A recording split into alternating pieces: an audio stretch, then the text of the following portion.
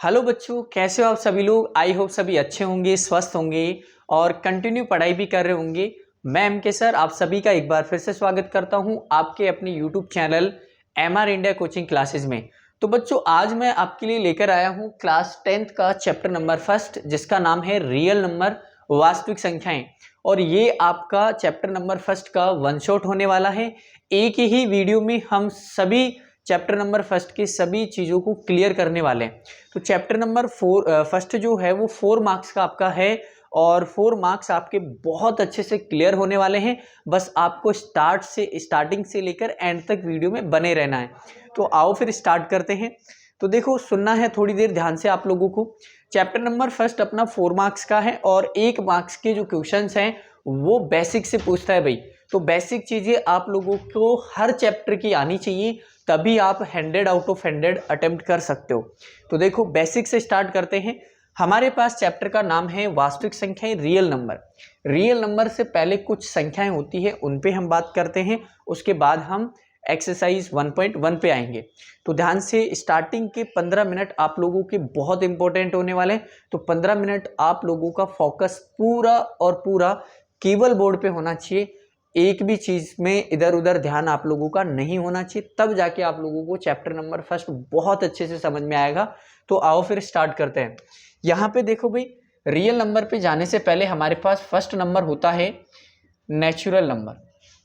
सबसे पहला नंबर कौन सा होता है भाई? Natural number. और नेचुरल नंबर को हिंदी में हम क्या बोलते हैं? प्राकृत संख्याएं।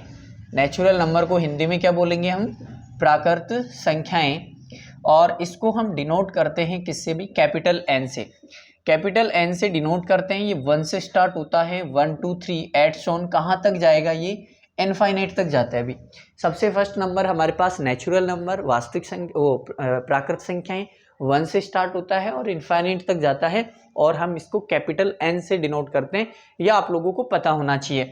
उसके बाद में देखो भी, सेकेंड नंबर का जो क्वेश्चन नंबर आता है हमारे पास, वो होता है होल नंबर। सेकेंड नंबर कौन सा होता है? Whole number. 9th क्लास में पढ़ के आए हैं आप लोग, ठीक है। होल नंबर, होल नंबर को हम हिंदी में क्या बोलते हैं भाई? पूर्ण संख्या। पूर्ण संख्याएं बोलेंगे। और पूर्ण संख्याओं को, होल नंबर्स को हम किससे डिनोट करते हैं? इसको हम डिनोट करते हैं कैपिटल W से। ये होता है 0 से स्टार्ट, 0 1 2 3 और ये करते करते कहाँ तक जाएगा भाई? इनफाइनाइट तक। 0 से स्टार्ट होगा और इनफाइनाइट तक जाएगा। क्लियर है आप सभी को? आओ फिर आगे बात करते हैं। क्वेश्चन नंबर नंबर हमारे पास तीसरा जो होता है वो होता है इंटीजर्स। कौन से होते हैं भाई?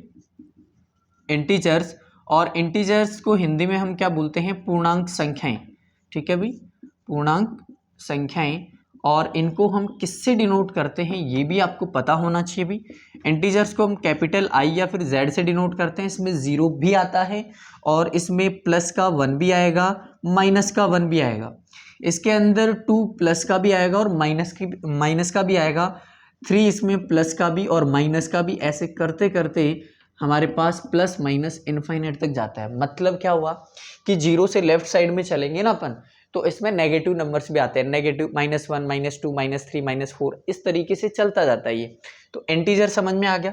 उसके बाद में फोर्थ नंबर होता है हमारे पास रेशनल नंबर। फोर्थ नंबर कौन सा होगा भी?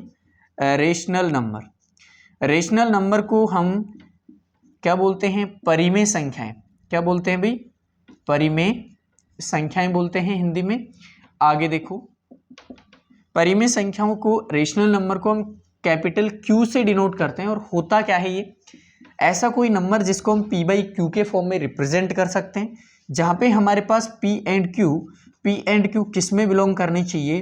किस में बिलोंग करनी चाहिए? इंटीजर में। P और Q किस में से लिए गए होने चाहिए? इंटीजर्स में से।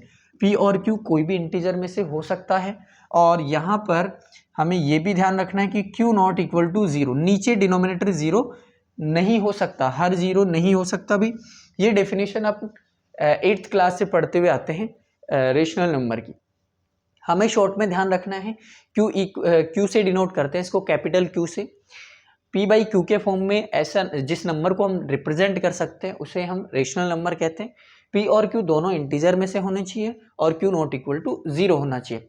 इसके बाद में थर्ड जो हमारे पास फिफ्थ नंबर आता है वो होता है भी इरेशनल नंबर। फिफ्थ नंबर कौन सा होता है? Irrational number. Irrational number. Irrational number जो होता है हमारे पास, इसको हिंदी में हम क्या बोलते हैं, अपरिमेय संख्या। हिंदी में क्या बोलेंगे इसको, अपरिमेय संख्या। अपरिमेय संख्या या इरेशनल नंबर को हम क्यू डैश से डिनोट करते हैं। किससे डिनोट करते हैं भाई, क्यू डैश से। और ये रेशनल नंबर का जस्ट अपोजिट होता है। ऐसा कोई नंबर जिसको हम रिप्रेजेंट नहीं कर सकते पी बाई क्यू के फॉर्म में, ऐसा कोई नंबर जिसको रिप्रेजेंट नहीं कर सकते पी बाई क्यू के फॉर्म में, उसको हम क्या कहेंगे, इरेशनल नंबर। रेशनल नंबर और इरेशनल नंबर के बारे में मैंने क्लास 9th का जो वीडियो है, वन शॉट, क्लास 9th का चैप्टर नंबर 1 है नंबर सिस्टम, उसका वन शॉट मैंने डाला है चैनल पे, उसको आपको देख लेना है एक बार, क्योंकि मैंने रेशनल और इरेशनल नंबर को बहुत अच्छे से उसमें एक्सप्लेन किया है। कौन सा नंबर रेशनल होता है, कौन सा नंबर इरेशनल होता है, आपकी स्क्रीन पे साइड में आ जाएगा लास्ट में। और जो भी वीडियो आपको मतलब देखना है उसकी बात कर रहा हूँ। यहाँ पे देखो, हमें पहचानना भी आना चाहिए भी रेशनल नंबर कौन सा होता है और इरेशनल नंबर कौन सा होता है। क्यों, क्योंकि 1 मार्क्स में क्वेश्चन बनता है। आप लास्ट ईयर का पेपर उठा के देख लीजिएगा, 1 मार्क्स में क्वेश्चन देता है, आप लोगों को 4 ऑप्शन दे देगा और पूछेगा कि बताओ इनमें से कौन सा तो रेशनल है और कौन सा इरेशनल है। तो रेशनल और इरेशनल भी पहचानना आना चाहिए। रूट के अंदर रेशनल कैसे होते हैं, इरेशनल कौन से होते हैं, पॉइंट्स वाले नंबर कौन से रेशनल होते हैं, कौन से इरेशनल होते हैं। तो उसके लिए मैंने क्लास 9th का जो चैप्टर नंबर 1 है नंबर सिस्टम, उसका वन शॉट डाला हुआ है। उसका स्टार्टिंग की जो बेसिक चीज़ें मैंने समझाई है वहां तक आप लोगों को जरूर देखना है, क्योंकि एक एक चीज़ को मैंने बहुत अच्छे से एक्सप्लेन किया भी, रेशनल नंबर और इरेशनल नंबर के बारे में बहुत अच्छे से वहाँ पर समझाया है। तो वहाँ पर आप लोगों को देखना है। आगे हम बात करते हैं। यहाँ पर हमारे पास 5 नंबर तक हो गया। 6 नंबर जो आता है हमारे पास वो होता है भाई रियल नंबर। 6 नंबर कौन सा होता है, रियल नंबर। हिंदी में क्या बोलते हैं इसको, वास्तविक संख्याएं। हिंदी में क्या बोलते हैं इसको, वास्तविक संख्याएं। तो वास्तविक संख्याएं को हम डिनोट करते हैं कैपिटल आर से। रियल नंबर को हम किससे डिनोट करते हैं भाई, कैपिटल आर से। Capital R equal to Q plus Q dash. मतलब क्या हुआ इसका, कि वे नंबर्स जिसमें रेशनल भी आ जाए और इरेशनल भी आ जाए। रेशनल क्यू हो गया, इरेशनल क्यू डैश हो गया। मतलब जिसमें रेशनल और इरेशनल दोनों ऐड हो जाते हैं, उन नंबर्स को हम क्या बोलते हैं, रियल नंबर। रियल नंबर में कोई सा भी नंबर रहता नहीं है, सारे नंबर रियल नंबर्स में आ जाते हैं। क्लियर है क्या सभी बच्चों को, ठीक है भाई। तो ये थे हमारे पास 6 नंबर, रियल नंबर चैप्टर है हमारा। इस चैप्टर में हमें करना क्या है मैं आप लोगों को एक बार बता देता हूँ, उसके बाद अपन एक्सरसाइज 1.1 पे आएंगे। तो देखो भाई, ध्यान से समझना है आप लोगों को। हमारे पास ये 4 मार्क्स का चैप्टर आपको इतना पता है, और इसमें 2 ही टाइप के क्वेश्चन बनते हैं। एक क्वेश्चन तो बनेगा आपका HCF और LCM वाला। HCF और LCM का एक क्वेश्चन बनता है। दूसरा जो क्वेश्चन बनता है वो बनता है आपका इरेशनल नंबर को प्रूफ करने वाला। ठीक है, कोई भी नंबर दे देगा और पूछेगा कि बोलेगा कि इसको इरेशनल प्रूफ करके दिखाओ। 2 मार्क्स में आ रहा है पिछले कुछ सालों से, पहले 3 मार्क्स में आता था। मतलब 2 मार्क्स के जो क्वेश्चंस हैं वो आप लोगों के HCF LCM से आते हैं, और 2 मार्क्स का क्वेश्चन आपका इरेशनल नंबर यानी कि एक्सरसाइज 1.2 से आता है। 1.1 2 मार्क्स की, 1.2 2 मार्क्स की, टोटल 4 मार्क्स का चैप्टर होता है। बहुत ईजी चैप्टर, बहुत छोटा सा चैप्टर है, कुछ भी नहीं करना। HCF LCM छोटी क्लासों से सीख कर आते हैं, यहाँ पर भी वही करना है। एक नई चीज जो यहाँ पर सीखेंगे अपन वो ये है कि इरेशनल नंबर को इरेशनल प्रूफ कैसे किया जाता है, ये चीज हम यहाँ पर नहीं सीखेंगे। तो फिर चलो स्टार्ट करते हैं। इसको आप लोग अच्छे से नोट करें, मैं साइड में हो जाता हूँ, वीडियो को पॉज करके आप अच्छे से नोट कर लें, इंपॉर्टेंट है ये अपने लिए। उसके बाद में अपन एक्सरसाइज 1.1 पे बात करते हैं भाई। तो नोट करो इसको जल्दी से। और यहाँ तक सभी बच्चों को समझ में आया क्या, कमेंट करके बताएं मुझे। सभी बच्चों को क्लियर है क्या यहाँ तक, इसको नोट कर लो जल्दी से आप लोग। तो आई होप सभी बच्चों को यहाँ तक क्लियर होगा भाई। चलो फिर अपन एक्सरसाइज 1.1 पे बात करते हैं। इसको मैं इरेज करता हूँ।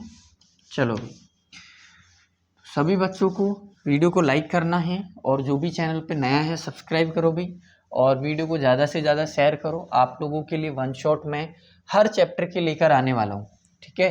हर चैप्टर की, कोई भी बच्चा 11th-12th में मैथमेटिक्स है उसके पास, या बायो है, वो इंटीग्रेशन डिफरेंशिएशन पढ़ना चाहता है, बायो वाला, पर्टिकुलर बायो की बात कर रहा हूँ, क्योंकि फिजिक्स में इंटीग्रेशन डिफरेंशिएशन आता है भाई आप लोगों का, वहाँ पर बायो वाले बच्चों को प्रॉब्लम आती है।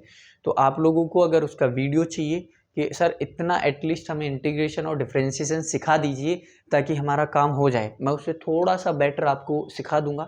बस आप लोगों को एक चीज़ करनी है, मुझे कमेंट में बताना है कि वो वीडियो डालना चाहिए या नहीं डालना चाहिए। 11th-12th का कोई बच्चा बोलेगा तब मैं करूँगा, ठीक है। और आप लोगों को शेयर करना है ज़्यादा से ज़्यादा। चलो भाई एक्सरसाइज पर आते हैं अपन। एक्सरसाइज 1.1, एक्सरसाइज 1.1 प्रश्नावली 1.1। देखो भाई इसमें क्वेश्चन नंबर फर्स्ट क्या है, क्वेश्चन जो है वो सारे तो अपन बोर्ड पे लिख नहीं सकते, तो बुक आप लोगों की हाथ में होनी चाहिए। मैं क्वेश्चन को पढ़ के बताता हूँ और फिर अपन उसको सॉल्व करेंगे। देखो फर्स्ट क्वेश्चन है, express each number as a product of its prime factor. हमें हर एक नंबर को, प्रत्येक नंबर को हिंदी में क्या समझना है, इसको ध्यान से समझना हिंदी वाले बच्चे, कि हर एक नंबर को हमें उसके अभाज्य गुणनखंडों के रूप में व्यक्त करके दिखाना है, रिप्रेजेंट दर्शा के दिखाना है कि उनके अभाज्य गुणनखंड के फॉर्म में दर्शाइए उनको, ठीक है भाई, एक्सप्रेस कीजिए। तो यहाँ पर देखो हमारे पास जो फर्स्ट नंबर है, तीनों नंबर एक साथ अपन जो भी, इसमें तो टोटल 5 नंबर्स हैं, एक बार अपन लेते हैं जितने भी नंबर्स यहाँ पे आते हैं। फर्स्ट नंबर है हमारे पास 140, ठीक है भाई। इसको सॉल्व करना है और इसको अभाज्य गुणनखंडों के रूप में व्यक्त करना है, प्राइम फैक्टर्स के फॉर्म में रिप्रेजेंट करना है। तो कैसे करेंगे, बहुत सिंपल है, एलसीएम लेना सीख के आए अपन छोटी क्लास से। तो यहाँ पे 140 का हम प्राइम फैक्टराइजेशन मेथड से सॉल्व करेंगे। इसको 140 को सबसे पहले 2 का डिवाइड करेंगे, कितने टाइम्स, 70 टाइम्स चला जाएगा। फिर 2 का डिवाइड करेंगे 35 टाइम्स जाएगा। 2 का डिवाइड अब नहीं होगा, केवल किसका जाएगा, 5 का 7 टाइम्स, और फिर जाएगा 7 का 1 टाइम्स। इतना करने के बाद हमें लिखना है, ये जो नंबर्स इधर मिले ना, इनको हमें मल्टीप्लाई करके लिखना है, और लेकिन साइड में लिखना है हमें, this implies that 140 equal to इधर जो नंबर्स है उनको मल्टीप्लाई में लिखना है। 2 कितने टाइम्स है, 2 टाइम्स, तो 2 की पावर 2 लिख देंगे, मल्टीप्लाई 5 1 टाइम्स है, 5 लिख देंगे, 7 1 टाइम्स है, 7 लिख देंगे। बस इतना करना है। एग्जाम में बस इतना बोलता है आप लोगों को कि भाई इसको प्राइम फैक्टर्स के फॉर्म में एक्सप्रेस कीजिए, रिप्रेजेंट कीजिए, अभाज्य गुणनखंडों के फॉर्म में दर्शाइए। तो बस इतना करके छोड़ना है। एचसीएफ एलसीएम के लिए बोलेगा तो 2 नंबर देगा, सिंगल नंबर अगर आपको दे रहा है तो फिर आपसे वो सवाल पूछेगा कि आप उसको प्राइम फैक्टर्स के फॉर्म में रिप्रेजेंट कीजिए। और कैसा सवाल आता है बोर्ड एग्जाम में, आपको कोई सिंगल नंबर पूछ लेगा और बोलेगा कि इसके प्राइम फैक्टर्स जो हैं उनकी पावर्स का सम बताओ, ठीक है। प्राइम फैक्टर्स की जो पावर है उनका सम बताओ, उनका योग बताओ। तो बच्चे कंफ्यूज हो जाते हैं, गलत करके आ जाते हैं। देखो जो भी इसके प्राइम फैक्टर्स है, प्राइम फैक्टर 2 है, 5 है और 7 है, पावर का सम पूछे तो क्या होगा, इसकी पावर 2 है, इसकी पावर 1 है, इसकी पावर 1 है, तो 2 + 1 तो 4 होगा। लास्ट ईयर का पेपर उठा के देख लेना, पिछले 2-3 साल का, उसमें ऐसे क्वेश्चन आए हुए हैं कि पावर्स का सम पूछ लिया उसने, तो 2 + 1 कितना हो जाएगा, 4 आंसर हो जाएगा अपना करेक्ट। क्लियर है क्या यहाँ तक सभी बच्चों को, बताए जल्दी से। तो चलो भाई आगे अपन करते हैं। क्वेश्चन नंबर फर्स्ट अपना कंप्लीट हो चुका है। क्वेश्चन नंबर सेकंड पे आते हैं। सेकंड क्या है अपने पास, सेकंड क्वेश्चन है 156 को हमें वही प्राइम फैक्टर्स के फॉर्म में रिप्रेजेंट करना है भी। तो सॉल्व करते हैं प्राइम फैक्टराइजेशन मेथड अभाज्य गुणनखंड विधि से। 2 का भाग देंगे, 2 का डिवाइड करेंगे इसमें, तो कितने टाइम जाएगा, 2 का डिवाइड 15 में कितने टाइम जाएगा, 7 टाइम्स, और ये हो गया 16 8 टाइम्स। फिर 2 का डिवाइड करेंगे 3 टाइम्स 9 टाइम्स, फिर किसका जाएगा, 3 का डिवाइड जाएगा इसमें, 3 1 जा 3, 3 3 जा 9, फिर 13 का जाएगा। तो यहाँ पे हम लिख सकते हैं, दिस इम्प्लाइज दैट 156 को हम क्या लिख सकते हैं भी, 2 की power 2 multiply by 3 multiply by 13। Clear है क्या सभी बच्चों को, यहाँ तक 2 क्वेश्चन हमने समझ लिए हैं और दोनों में हमने क्या किया है, प्राइम फैक्टर्स के फॉर्म में रिप्रेजेंट कर दिया है जो क्वेश्चन की डिमांड थी। चलो भाई इसको नोट करें। इतना समझ में आया क्या सभी बच्चे, बताएं आगे करते हैं फिर अपन। इतना क्लियर है क्या सभी को, बहुत अच्छी बात है। बच्चे बोल रहे हैं कि सर समझ में आ रहा है, वेरी गुड। अगर जो बच्चा ध्यान से देख रहा है उसको समझ में आ रहा है भाई। आगे देखो हम लोग करते हैं क्वेश्चन नंबर थर्ड। इसका क्वेश्चन नंबर थर्ड क्या है, थर्ड है अपनी पास 3825। आगे देखो इसको वही प्राइम फैक्टर्स के फॉर्म में रिप्रेजेंट करना है, तो हम क्या करेंगे, 3825 को प्राइम फैक्टराइजेशन मेथड से सॉल्व करेंगे अभाज्य गुणनखंड विधि से। अब देखो यहाँ पर 2 का डिवाइड तो जाएगा नहीं, क्योंकि यूनिट डिजिट अगर इवन होता है या फिर 0 होता है तो जाके 2 का डिवाइड जाता है। यहाँ ना तो इवन है ना 0 है, तो 2 का डिवाइड तो जाएगा नहीं। 3 का जाएगा या नहीं जाएगा चेक करते हैं। इसके जो डिजिट्स है उनका सम करो। 5 और 2 कितना होगा 7, 7 और 8 15, 15 और 3 कितना होगा 18, 18 में 3 का डिवाइड जाता है, तो मतलब इस पूरे नंबर में भी किसका डिवाइड जाएगा 3 का। ये 3 का डिविजिबल का रूल है, 8th क्लास में सीख के आते हैं अपन। तो 3 का डिवाइड करेंगे भी, 3 1 जा 3, 3 2 जा 6 हो गया, 3 7 जा 21 और 5 जा 15। उसके बाद में वापस से 3 का जा रहा है क्या चेक कर लेते हैं। 12 और 3 कितना हो गया, 12 और 3 हमारे पास 15 होता है, तो बिल्कुल जाएगा। 3 का डिवाइड 4 टाइम्स हो गया, 3 2 जा 6, 3 5 जा 15। वापस से जाएगा क्या भाई, वापस से जाएगा क्या, 5 और 2 7 होता है, 7 और 4 कितना होता है 11, 11 में नहीं जाता, तो इसका मतलब इस पूरे नंबर में भी 3 का डिवाइड नहीं जाएगा। आगे देखो, अब देखने से पता लग रहा है यूनिट डिजिट जब 0 और 5 हो तो 5 का डिवाइड ऑलवेज जाता है। 5 का डिवाइड करेंगे, 5 8 जा 40 हो जाएगा और 5 5 जा 25। फिर से 5 का डिवाइड करेंगे तो 5 1 जा 5 और उसके बाद में कितना बचेगा 3 बचेगा, 7 टाइम्स चला जाएगा। 7 का डिवाइड करेंगे हमारे पास कितना आएगा 1, तो हमारे पास आ चुका है 3 8। यहाँ लिख सकते हैं, साइड नीचे लिखना है आपको, मैं साइड में लिख रहा हूँ। दिस इम्प्लाइज दैट 3 8 2 5 को हम क्या लिख सकते हैं, 3 है हमारे पास 2 टाइम्स तो 3 की पावर 2 और 5 है 2 टाइम्स तो 5 की पावर 2 एंड 17। यहाँ तक क्लियर है क्या भाई। देखो एक क्वेश्चन को ध्यान से समझ लो, उसके बाद में सभी क्वेश्चंस का जो पैटर्न है वो सेम ही रहता है भाई। ये सारी चीजें अपन छोटी क्लासेस में करके आते हैं, ये नहीं करके आए क्या आप लोग, प्राइम फैक्टराइजेशन मेथड नहीं सीख के आए क्या, सीख के आए, तो बस उनको रिप्रेजेंट ही तो करना है। छोटी क्लासेस का क्वेश्चन है ये 1.1, बहुत ईजी है हमारे लिए, पहले सीख के आते हैं अपन छोटी क्लासेस में, नया जो सीखेंगे अपन 1.2 में सीखने वाला है। तो ये समझ में आ गया, सभी बच्चे कमेंट करके बताएं। उसके बाद में क्वेश्चन नंबर 4 है भाई, 4 है हमारे पास, कितना है 5005, ठीक है, वही सॉल्व करते हैं इसको भी हम। 5005 को प्राइम फैक्टराइजेशन मेथड से सॉल्व करते हैं। देखो देखने से पता लग रहा है 3 का भी डिवाइड नहीं जाएगा, 5 और 5 10 होता है, 10 में 10 3 से डिविजिबल नहीं होता, तो इस पूरे नंबर में भी नहीं जाएगा, तो किसका जाएगा भी 5 का। 5 1 जा 5, ये 00 एज इट इज 1 जा 5। उसके बाद में किसका डिवाइड जा रहा है अभी, देखो 5 का तो डिवाइड यहाँ पर जाएगा नहीं, अब किसका दे 7 का दे के चेक करो। देखो जो भी डिवाइड जाता है वो प्राइम नंबर्स का ही देना है अपने को, ठीक है, ऐसे नहीं कि 5 के बाद में 6 का देने लग जाओ, अरे 6 का ही जाता तो 2 और 3 का चला जाता भाई, सिंपल सी बात है। तो इधर जो नंबर्स जो आते हैं हमारे पास वो प्राइम नंबर्स आते हैं, इसीलिए हम इनको प्राइम, इस मेथड को प्राइम फैक्टराइजेशन मेथड कहते हैं। अभाज्य गुणनखंड मेथड विधि क्यों कहते हैं इसको, क्योंकि इधर जो संख्याएं मिलती है अपने को अभाज्य संख्याएं मिलती है, ठीक है भाई। तो 7 का डिवाइड करते हैं, 7 1 जा 7, कितना बचेगा हमारे पास 3, उसके बाद में 0 है 28 2 बचेगा, 7 का डिवाइड हो जाएगा इसमें। 7 का डिवाइड करते हैं भी, 7 1 जा 7, यहाँ से 3 बचेगा, 7 4 जा 28, उसके बाद में 21 हो जाएगा, तो 7 3 जा 21। उसके बाद फिर से क्या 7 का जा रहा है क्या, 7 का डिवाइड अब नहीं जाएगा, अब जाएगा इसमें 11 का, ठीक है। 7 के बाद में प्राइम नंबर कौन सा आता है 11, 11 का डिवाइड करो, 11 1 जा 11, 3 बचेगा, 11 3 जा 33, उसके बाद में डिवाइड जाएगा केवल 13 का भी। यहाँ तक क्लियर है कि आप लोगों को डिवाइड कर जैसे जैसे प्रैक्टिस करोगे वैसे वैसे आप लोगों की प्रैक्टिस अच्छी हो जाएगी और ये चीज़ें बहुत ईजी हो जाएगी आप लोगों के लिए, ठीक है भाई। तो देखो यहाँ पे 5005 को हम क्या लिख सकते हैं, हमारे पास 5 1 टाइम्स है, सभी नंबर 1 टाइम्स है, तो 5 multiply by 7 multiply by 11 multiply by 13, बस ऐसे इतना छोड़ देना है। ये सवाल आप लोगों का कंप्लीट हो चुका है। तो हमने क्वेश्चन नंबर फर्स्ट की 4 सवाल कर लिए हैं, आगे का जो 5th क्वेश्चन है वो भी अपन कर लेते हैं। तो क्वेश्चन नंबर फर्स्ट आप लोगों ने नोट कर लिया होगा, नोट नहीं कर रहा है तो नोट करें भाई, जल्दी से वीडियो को रोक के नोट कर सकते हैं, और समझ में आ रहा है कि नहीं आ रहा बताएं जल्दी से। क्वेश्चन नंबर 5 करते हैं, मैं मिटा रहा हूँ इसको। क्वेश्चन नंबर 5 जो है उसको करते हैं भी।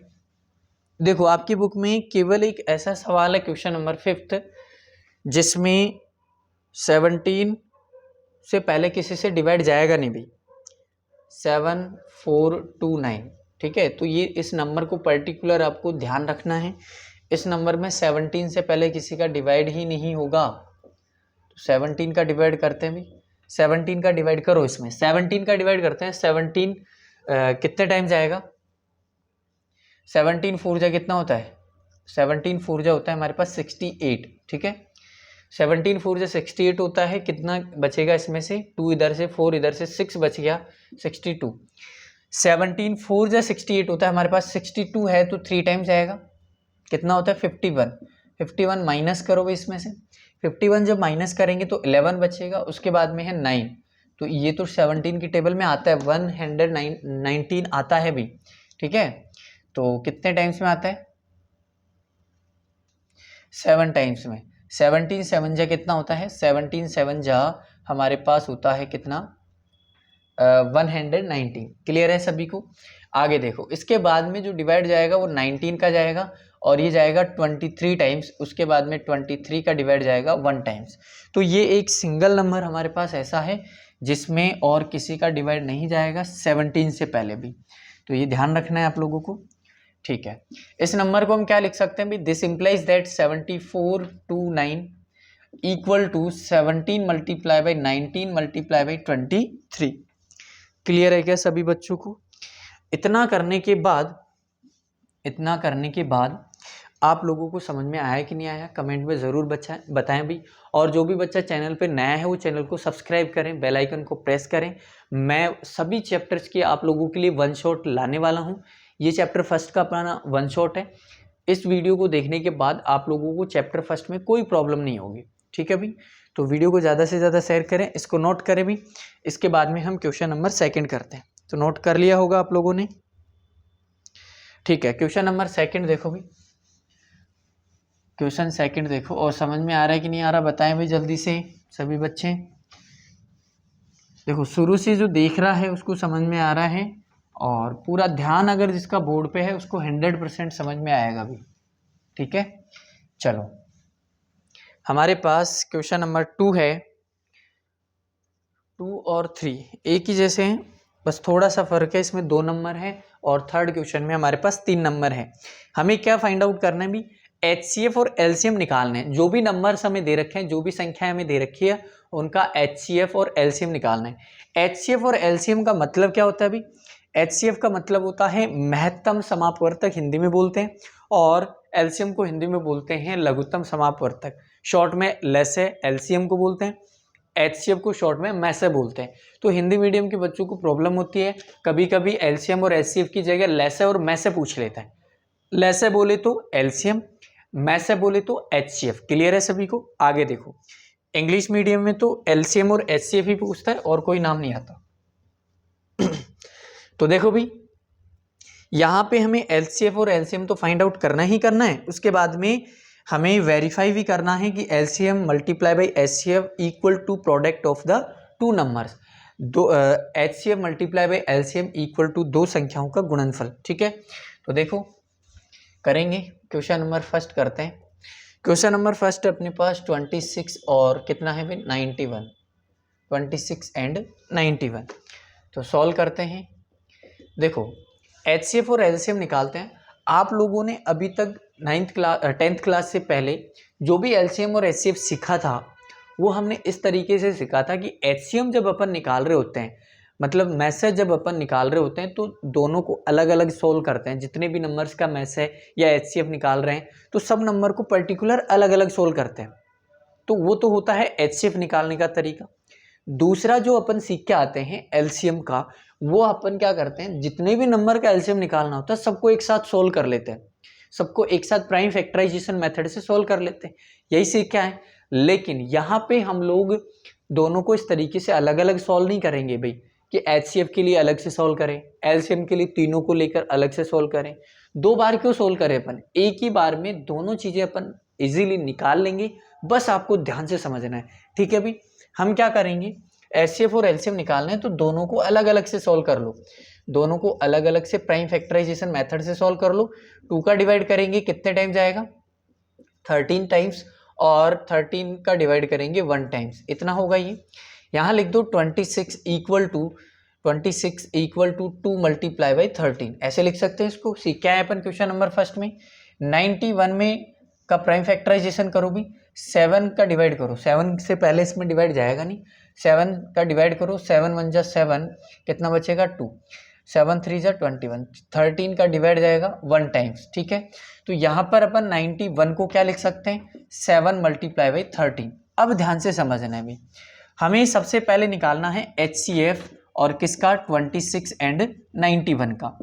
26 और 91 का हम HCF निकाल रहे हैं, तो हम क्या करेंगे, HCF में ध्यान से सुनना, HCF जब हम निकाल रहे होते हैं तो 2 नंबर का HCF निकाल रहे हैं, तो दोनों में जो कॉमन नंबर है उस पर फोकस करना है, उस पर फोकस करना है जो दोनों में कॉमन है, दोनों में सेम नंबर जो है, 2 नंबर का निकाल रहे हैं, 3 नंबर का अगर निकाल रहे हैं तो तीनों में सेम नंबर होना चाहिए, उसी पे फोकस किया जाता है और उसकी पावर ली जाती है मिनिमम, सबसे कम पावर ली जाती है।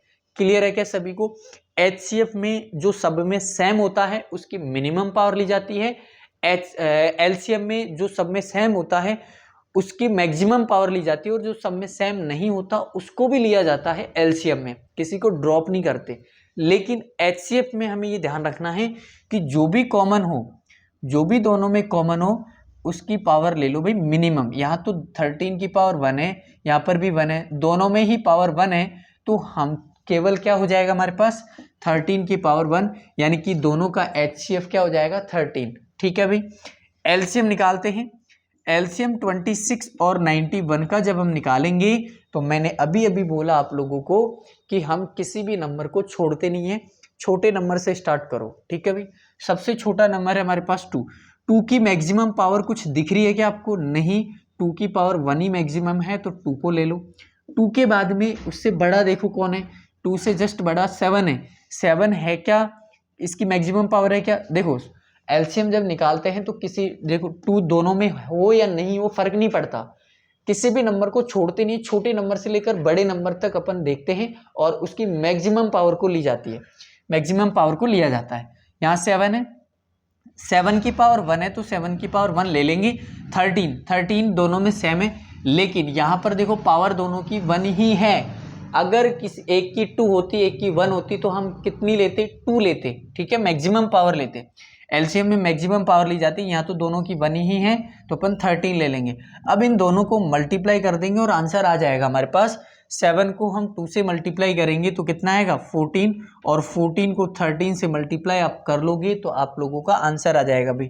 कितना आएगा आंसर इसका? 13 को 14 से मल्टीप्लाई करो, 13 4 जा कितना होता है 52, तो 2 हो गया, कैरी 5 रह गया, 13 1 जा 13 और 5 कितना हो गया 18, 182 हमारा इसका क्या हो गया भाई आंसर। ये तो आप लोगों का HCF था और ये आप लोगों का क्या आ गया LCM। क्लियर है क्या सभी बच्चों को? एक क्वेश्चन अच्छे से समझ लो, उसके बाद में किसी भी क्वेश्चन में प्रॉब्लम नहीं आती भी। अब अपन करते हैं इसका वेरिफिकेशन, वेरीफाई करते हैं भाई इसको। तो ये हमने निकाला है क्या इसका LCM निकाला है भी, कौन कौन से नंबर का? 26 का और 91 का, ये ज़रूर लिखना है आप लोगों को। ये तो हमने निकाल लिया LCM, और जो HCF निकाला वो ये है। जो भी जहाँ पर भी आप HCF और LCM निकालते हो उसको ब्रैकेट में बॉक्स में बंद करो, ताकि एग्जामिनर को इजीली दिख जाए, उसको ढूंढना नहीं पड़े कि HCF कहाँ है। अच्छा, ये 2-3 लाइनों में देखने के बाद उसको पता लगता है कि HCF यहाँ पे है ना, ऐसा नहीं। इसमें बंद कर दोगे तुरंत उसका फोकस जाएगा, तुरंत वो पहचान लेगा, दिख जाएगा उसको कि HCF 13 है, 182 है। अगर आप ऐसे करते हो ना तो मल्टीप्लाई वगैरह को देखता ही नहीं है। अगर आपने कुछ इधर उधर मल्टीप्लाई भी कर दिया ना, लास्ट में आंसर ठीक है आपका, तो मार्क्स मिल जाते हैं। लेकिन अगर आपने ऐसे बॉक्स में बंद नहीं करेगा तो फिर वो एक एक चीज़ को देखेगा कि अच्छा इसने ऐसे किया है तो ये इधर ऐसे लिखा है। समझ में आ रहा है कि नहीं आ रहा? तो हमें फोकस एग्जामिनर को वही करवाना है जहाँ ज़रूरत होती है। समझ में आ गया कभी? तो आगे देखो, वेरिफिकेशन करते हैं भी, वेरीफाई करते हैं इसको। वेरीफाई जब अपन करेंगे, वेरीफाई जब अपन करेंगे इस क्वेश्चन को, जांच करेंगे अपन इसकी, तो क्या क्या क्या करना है और किस तरीके से करना है। देखो इसने बोला है हमारे पास ये फॉर्मूला भी होता है, हमें ध्यान रखना है भाई, सेंस करके हमें लिखना है कि मल्टीपल या product of two numbers, product of two numbers, product of two numbers, ठीक है, product of two numbers equal to HCF multiply by LCM होता है भाई। प्रोडक्ट ऑफ टू नंबर्स, दो संख्याओं का गुणनफल, हिंदी में क्या लिखेंगे इसको, दो संख्याओं का गुणनफल बराबर HCF गुणा LCM। ठीक है, तो यहां लिख सकते हैं दो संख्याओं का गुणनफल, दो संख्याओं का गुणनफल बराबर HCF गुणा LCM। क्लियर है। आगे देखो भी, दो संख्याएं, दो नंबर्स को अपन एक को A लेट कर सकते हैं, दूसरे को B लेट कर सकते हैं, तो फॉर्मूला नया बन जाता है हमारे पास A multiply by B equal to HCF multiply by LCM। इस फॉर्म में आपको इस फॉर्मूले को याद रखना है। यहाँ देखें दोनों नंबर्स हमारे पास है 26 से 91 है, तो A और B की वैल्यू है हमारे पास 26 और B की वैल्यू कितनी है 91। HCF कितना है भाई, HCF हमने निकाला 13 मल्टीप्लाई बाई ये कितना निकाला 182। जब आप लोग इसको मल्टीप्लाई करोगे तो दोनों तरफ सेम नंबर आएगा, जब आप लोग इसको मल्टीप्लाई करोगे तो दोनों तरफ क्या आएगा भाई, सेम नंबर आएगा। और सेम नंबर आने के बाद हम लिख देंगे नीचे HCF left hand side equal to right hand side. Clear है क्या सभी बच्चों को, left hand side equal to क्या लिख देंगे, राइट हैंड साइड। तो इसको मल्टीप्लाई आप लोगों को करना है, मल्टीप्लाई करके सपोज दैट यहाँ पर जो भी नंबर आया यहाँ पर भी वही नंबर आएगा। लास्ट स्टेप में आपको लिखना है LCM, वो left hand side equal to क्या लिखना है, राइट हैंड साइड। ध्यान रखना अगर आप लोगों ने ये नहीं लिखा तो मार्क्स कट जाएगा भी। ठीक है, 1 मार्क्स का क्वेश्चन आता है वो काट भी सकता है, 2 मार्क्स का क्वेश्चन आएगा तो 1 नंबर कट जाएगा। समझ में आ गया क्या। तो जब भी वेरिफिकेशन के लिए बोले तो left hand side equal to right hand side लिखना कंपलसरी है। समझ में आ गया क्या। चलो भाई, तो वेरिफिकेशन समझ में आ गया। अब मैं आप लोगों को वेरिफिकेशन हर एक क्वेश्चन में करवाने वाला हूँ, दोनों तीनों क्वेश्चन में, तो दिक्कत आएगी नहीं भी। मल्टीप्लाई लेकिन आप लोगों को करना होगा। यहाँ तक समझ में आया क्या सभी बच्चे, बताएं भी। इस क्वेश्चन को नोट कर लें, उसके बाद में अपन क्वेश्चन नंबर इसका सेकंड पार्ट करते हैं। ठीक है, तो आ जाओ फिर, नोट कर लिया होगा आपने। चलो, तो इसी तरीके से अगर आप पढ़ते रहें कंटिन्यू तो बहुत अच्छे मार्क्स आएंगे भाई। पिछली बार अपना जो रिजल्ट है उसमें 99 रहा था और 100 आउट ऑफ 100 भी आ जाते, बट 1 मार्क्स किसी गलती की वजह से कट गए। इस बार का टारगेट है 100 आउट ऑफ 100 ज़्यादातर बच्चों को लाना है अपने को। ठीक है भाई, जो मैंने बता दिया उससे बाहर आएगा नहीं। अपन क्या करते हैं, जैसे ही सिलेबस हो जाता है अपना, उसके बाद में MC क्वेश्चंस बुक से थोड़ा हटके आते हैं वो, उन पे भी अपन पर्टिकुलर हर चैप्टर से MC क्वेश्चंस की प्रैक्टिस करते हैं। ठीक है, जो ऑब्जेक्टिव टाइप के क्वेश्चंस आते हैं, मल्टीपल चॉइस जो क्वेश्चंस आते हैं उनकी हम प्रैक्टिस करते हैं भाई, है ना। उनको मैं हर चैप्टर से लगभग 15-20 क्वेश्चंस ऐसे करवाता हूँ। उसके बाद में जो बोर्ड एग्जाम का पेपर होता है ना, उससे बाहर कुछ भी नहीं आता। ठीक है, तो आप लोगों को लास्ट तक बने रहना है। लास्ट के एग्ज़ाम के टाइम पर आप लोगों के MCQs, हर चैप्टर से MCQs क्वेश्चंस का वीडियो मैं अपलोड करने वाला हूं आप लोगों के लिए। तो यहाँ पर MR इंडिया कोचिंग क्लासेस पे अगर आप बने रहते हो तो 100 आउट ऑफ 100 दिलाने की गारंटी मेरी है आप लोगों की। ठीक है भाई, समझ में आ गया क्या सभी को। चलो, तो क्वेश्चन नंबर सेकंड का हमारे पास कौन सा पार्ट करेंगे अपन, सेकंड, तो इधर कर लेते हैं, और थर्ड पार्ट भी अपन एक साथ ही कर लेते हैं। 510 है एंड नेक्स्ट नंबर कौन सा है हमारे पास 92। अपनी अपनी बुक सामने रखें और उसके बाद में पेन कॉपी वगैरह तो आपको रखनी ही है, साथ के साथ नोट करते चलें भी। ठीक है, चलो क्वेश्चन नंबर थर्ड क्या है इसका। क्वेश्चन नंबर थर्ड है अपने पास 336 336 एंड 54। ठीक है, ये थर्ड क्वेश्चन हो गया। चलो स्टार्ट करते हैं अपन। तो वही HCF और LCM निकालने, प्राइम फैक्टराइजेशन मेथड से सॉल्व करते हैं दोनों को। 510 को सॉल्व करते हैं भाई। पहले 2 का डिवाइड करेंगे 2 टाइम्स, 5 टाइम्स और 5 टाइम्स। 2 का डिवाइड नहीं जाएगा, अब 5 का जा रहा है क्या, बिल्कुल नहीं। 5 से पहले 3 का भी डिवाइड जा रहा है। 5 और 5 10 हो गया, 10 और 2 12 हो गया, 12 में जाता है, तो इसमें भी 3 का डिवाइड जाएगा। 3 का डिवाइड इसमें कितने टाइम जाएगा, 3 7 जा 21 होता है, 3 8 जा 24, 24 और 5 85 टाइम्स। अब इसमें जाएगा क्या, 3 का नहीं जाएगा, केवल इसमें जाएगा किसका 5 का, और वो जाएगा 17 टाइम्स, फिर 17 का जाएगा 1 टाइम्स। यहाँ देखो भी 92 में डिवाइड करते हैं, 2 का डिवाइड करेंगे, 2 4 जा 8 होता है, 2 6 जा 12, फिर से 2 का 23 टाइम्स, 23 का डिवाइड 1 टाइम्स। क्लियर है सभी बच्चों को? आगे देखो, आगे देखो भाई, अब अपने को क्या करना है, जैसा मैंने बताया आप लोगों को कि 510 को हमें लिखना है 2 multiply by 3 multiply by 5 multiply by 17। इधर जो भी नंबर्स आए हैं उनको मल्टीप्लाई करके लिखना है, उनके प्रोडक्ट के फॉर्म में लिख देना है। आगे देखो 92 को भी हमें एज इट इज लिखना है। 2 कितने टाइम्स है इसमें, 2 टाइम्स है, तो 2 की पावर 2 मल्टीप्लाई बाई 23। ठीक है भाई, इतना क्लियर है क्या सभी बच्चों को? अब हम निकालते हैं इसका HCF और LCM। अब हम निकालते हैं भाई इसका HCF किसका निकाल रहे अपन, 510 एंड 92 का।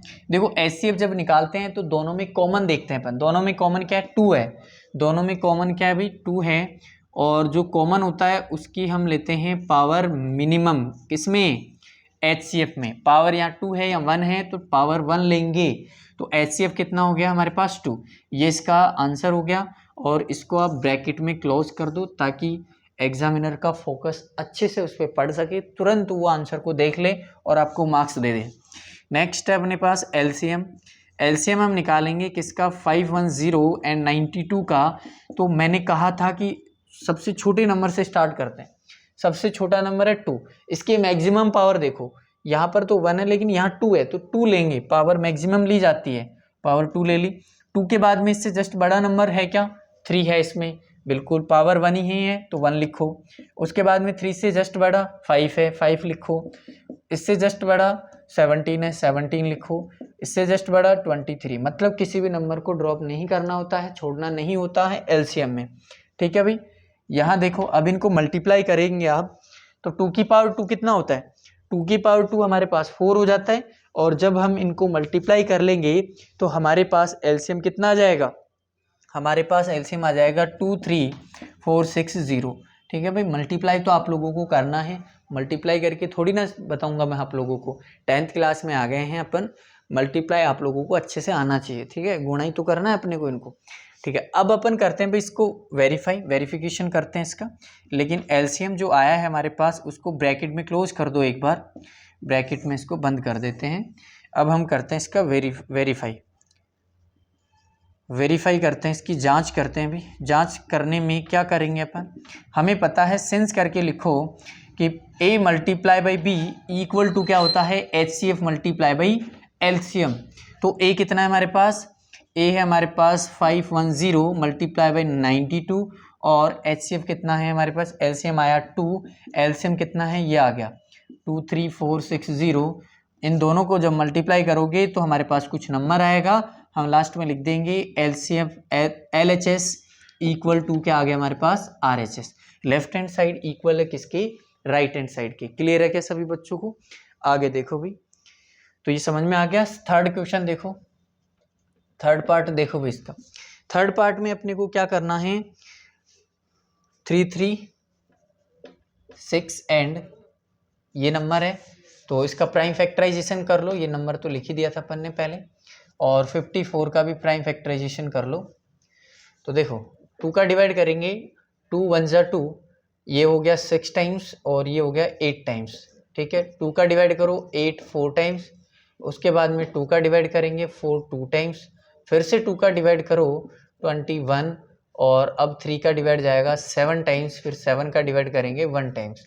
इसमें करो भाई 2 का डिवाइड, 2 2 जा 4 हो गया, ये 7 टाइम्स, 3 का डिवाइड 9 टाइम्स, फिर 3 का डिवाइड 3 टाइम्स, और 3 का लास्ट में डिवाइड 1 टाइम्स। तो हम लिख सकते हैं 336 को हम लिख सकते हैं, 2 कितने टाइम्स आ रहा है, 4 टाइम्स, तो 2 की पावर 4 मल्टीप्लाई बाई 3 की पावर 1 और 7 की पावर 1। यहाँ पर देखो भाई, यहाँ पे देखो हमारे पास 54 जो है इसको हम क्या लिख सकते हैं, 2 की पावर तो 1 ही है बट 3 की पावर कितनी है, 3। ठीक है भाई, इतना करने के बाद सबसे पहला हमें क्या निकालना होता है, HCF अपन 336 और 54 का निकालेंगे तो हमारे पास क्या आएगा, HCF में अपन दोनों में जो कॉमन होता है उसको लेते हैं, दोनों में कॉमन एक तो 2 है और एक 3 है, और उसकी मिनिमम पावर ली जाती है। यहाँ मिनिमम पावर 1 है 2 की तो 2 लेंगे, और यहाँ 3 की मिनिमम पावर 1 है तो 3 ले लेंगे। 2 3 जा 6, ये इसका क्या हो गया भाई, आंसर हो चुका है। एचसीएफ आ गया हमारे पास। एलसीएम जब अपन निकालेंगे 336 और किसका 54 का, तो हम क्या करते हैं बताओ जल्दी से सभी बच्चे कमेंट करके बताओ। एलसीएम निकाल लिया क्या आप लोगों ने? एलसीएम कैसे निकालते हैं अपन? एलसीएम इसका एलसीएम अपन निकालते हैं कि सबसे छोटा नंबर लेते हैं भाई। एलसीएम जब अपन निकाल रहे होते हैं तो सबसे छोटा नंबर लेते हैं, सबसे छोटा नंबर है 2। मैक्सिमम पावर लेते हैं, मैक्सिमम पावर कितनी है 4 ले लो। उसके बाद जस्ट बड़ा नंबर 3 है, मैक्सिमम पावर इसकी 3 है तो 3 लो, और 7 को लेंगे। इन जब को मल्टीप्लाई करोगे तो जो आंसर आएगा उसको लिख देना भाई। आंसर कितना आया इसका आंसर 3024 आ रहा है क्या? बिल्कुल करेक्ट। ठीक है भाई, इस तरीके से आप लोग पढ़ते रहिए कंटिन्यू। और समझ में आ रहा है कि नहीं आ रहा बताएं जल्दी से। वेरिफिकेशन करना है, वेरीफाई कर लोगे। अब वेरीफाई में क्या करना है भाई? वेरीफाई में जांच में अभी हमने सीखा कि क्या करना होता है। सेंस करके लिखो A multiply by B equal to HCF multiply by क्या होता है? एलसीएम। यहाँ से देखो A हमें पता है 336 multiply by 54 equal to LCM कितना है हमारे पास 6 मल्टीप्लाई बाई एलसीएम कितना है 3024। अब हम क्या कर लेंगे, इन दोनों को मल्टीप्लाई कर लेंगे। मल्टीप्लाई करने के बाद में नीचे लिख देंगे अपन लेफ्ट हैंड साइड इक्वल है किसके? राइट हैंड साइड के। तो ये आप लोगों का क्वेश्चन नंबर 2 कंप्लीट हो चुका है भाई। इसको नोट करें जल्दी से सभी बच्चे। उसके बाद में हम लोग क्वेश्चन नंबर 3 करते हैं। ठीक है, तो नोट करें। और समझ में आ रहा है कि नहीं आ रहा आप लोग बताएं, मुझे कमेंट में बताएं भाई। ठीक है, और क्या प्रॉब्लम आ रही है, किस चैप्टर में प्रॉब्लम है, किस चैप्टर का वन शॉट आपको चाहिए, कमेंट में बताएं जल्दी से। चलो भी, तो क्वेश्चन नंबर 2 कर लिया। सेकंड जिसने अच्छे से समझा है उसको क्वेश्चन नंबर 3 में भी कोई प्रॉब्लम नहीं होगी, क्योंकि वहाँ पर भी हमें HCF और LCM ही निकालना है। बट वहाँ पे कितने नंबर है अपने पास? 3 नंबर है, और वेरीफाई नहीं करना है। क्वेश्चन नंबर 3 में हमें वेरीफाई नहीं करना है, जांच नहीं करनी है, केवल LCM और HCF बताना है भाई। तो देखो तीनों नंबर को एक साथ ले लेते हैं अपन, और तीनों नंबर को एक साथ सॉल्व करेंगे। फर्स्ट नंबर हमारे पास है 12, तीनों क्वेश्चंस को एक साथ सॉल्व करेंगे। 12 है, 15 है, एंड कितना है हमारे पास 21 है। सेकंड जो क्वेश्चन है इसका वो कितना है भाई, क्या है इसमें नंबर्स? ये है 17, 23 एंड कितना है 29। थर्ड जो क्वेश्चन है ये क्या है इसमें क्वेश्चंस, इसमें नंबर्स हमारे पास 8, 9 एंड और कितना है 25। ठीक है भाई, करते हैं। देखो नेक्स्ट नंबर है हमारे पास इसमें लास्ट वाला 25। चलो भाई करते हैं स्टार्ट क्वेश्चन नंबर फर्स्ट को। हमें HCF और LCM निकालना है। हमने ये सीखा है कि तीनों को अलग अलग सॉल्व कर लो। 2 का डिवाइड करेंगे 6 टाइम्स, 2 का डिवाइड 3 टाइम्स, फिर 3 का डिवाइड 1 टाइम्स, फिर 15 को सॉल्व कर लो। 15 को हम करेंगे 3 का डिवाइड 5 टाइम्स, फिर 5 का डिवाइड 1 टाइम्स। 21 को सॉल्व कर लो भी, 3 का डिवाइड 7 टाइम्स और 7 का डिवाइड 1 टाइम्स। इसके बाद में क्या करना होता है, 12 को हम लिख सकते हैं 2 की पावर 2, क्योंकि 2 टाइम्स आ रहा है, मल्टीप्लाई बाई 3। 15 को हम क्या लिख सकते हैं 3 मल्टीप्लाई बाई 5, और हम 21 को क्या लिख सकते हैं 3 मल्टीप्लाई बाई 7। हमें निकालना है HCF किस किस का, 12, 15 और 21 का HCF निकालना है। तो ध्यान से देखो, जो तीनों में कॉमन होता है, कॉमन क्या है भाई, यहाँ पर अगर हम देखें तो कॉमन है हमारे पास 3 की मिनिमम पावर ली जाती है, मिनिमम पावर ली जाती है जो कॉमन होता है। मिनिमम पावर 1 ही है तो 1 ही लेंगे अपन। तो ये इसका क्या हो गया भाई, फाइनल आंसर हो गया। नेक्स्ट हमें निकालना है LCM। 12, 15 और 21 का LCM निकालना है। हमने क्या सीखा है, सबसे छोटा नंबर देखो कौन है 2, उसकी मैक्सिमम पावर लो। 2 की मैक्सिमम पावर 2 है, मल्टीप्लाई बाई 3 की मैक्सिमम पावर कितनी है 1 ही है, और उसके जस्ट बड़ा नंबर है 5, फिर है 7। ठीक है भाई, इनको मल्टीप्लाई कर लेंगे, आंसर आ जाएगा। मल्टीप्लाई जब अपन करेंगे तो हमारे पास कितना आएगा 4, कितना आ रहा है हमारे पास आ रहा है 420। तो LCM हमने निकाल लिया है 12, 15 और 21 का, जो कि कितना है हमारे पास 420। क्लियर है सभी बच्चों को? आगे देखो इसका क्वेश्चन नंबर सेकंड पार्ट देखते हैं भाई। सेकंड पार्ट में क्या करना है, वही हमारे पास जो भी नंबर्स है प्राइम फैक्टर्स करो, 17 का ही डिवाइड जाएगा और किसी का डिवाइड इसमें होगा नहीं। 23 में 23 का ही डिवाइड जाएगा और किसी का नहीं होगा। 29 में 29 का ही डिवाइड जाएगा और किसी का नहीं होगा। तो हम लिख सकते हैं 17 को 17 मल्टीप्लाई बाई 1, 23 को हम लिख सकते हैं 23 मल्टीप्लाई बाई 1 और 29 को हम लिख सकते हैं 29 मल्टीप्लाई बाई 1। हमें HCF निकालना है सबसे पहले। तो HCF जब निकालते हैं अपन, HCF जब अपन निकालते हैं तो देखो किस किस का निकाल रहे हैं, पहले तो वो लिखो 17, 23 और 29 का। अब देखो ध्यान से देखो, अगर हम 1 नहीं लिखते हैं यहाँ पे तो तीनों में कोई कॉमन नहीं है। जब तीनों में कोई भी कॉमन नहीं होता तो HCF ऑलवेज कितना होता है, 1 उसका। HCF कितना होता है भाई, 1 होता है। जब किसी नंबर्स का हम HCF निकाल रहे हैं और किसी भी नंबर्स में कॉमन ही नहीं आ रहा, तो कॉमन जब कोई भी नहीं होता, तीनों में सेम सेम नंबर नहीं दिखता, तो HCF कितना होता है उसका, 1 होता है भाई। यहाँ पे HCF हो गया 1। LCM हम निकालेंगे। LCM किस किस का निकालेंगे भाई, LCM अपन निकाल रहे हैं, हम निकाल रहे हैं 17, 29 और किसका निकाल रहे हैं, 17, 29 और हम निकाल रहे हैं 29 का। तो 17, 23 और 29 का हम निकाल रहे हैं।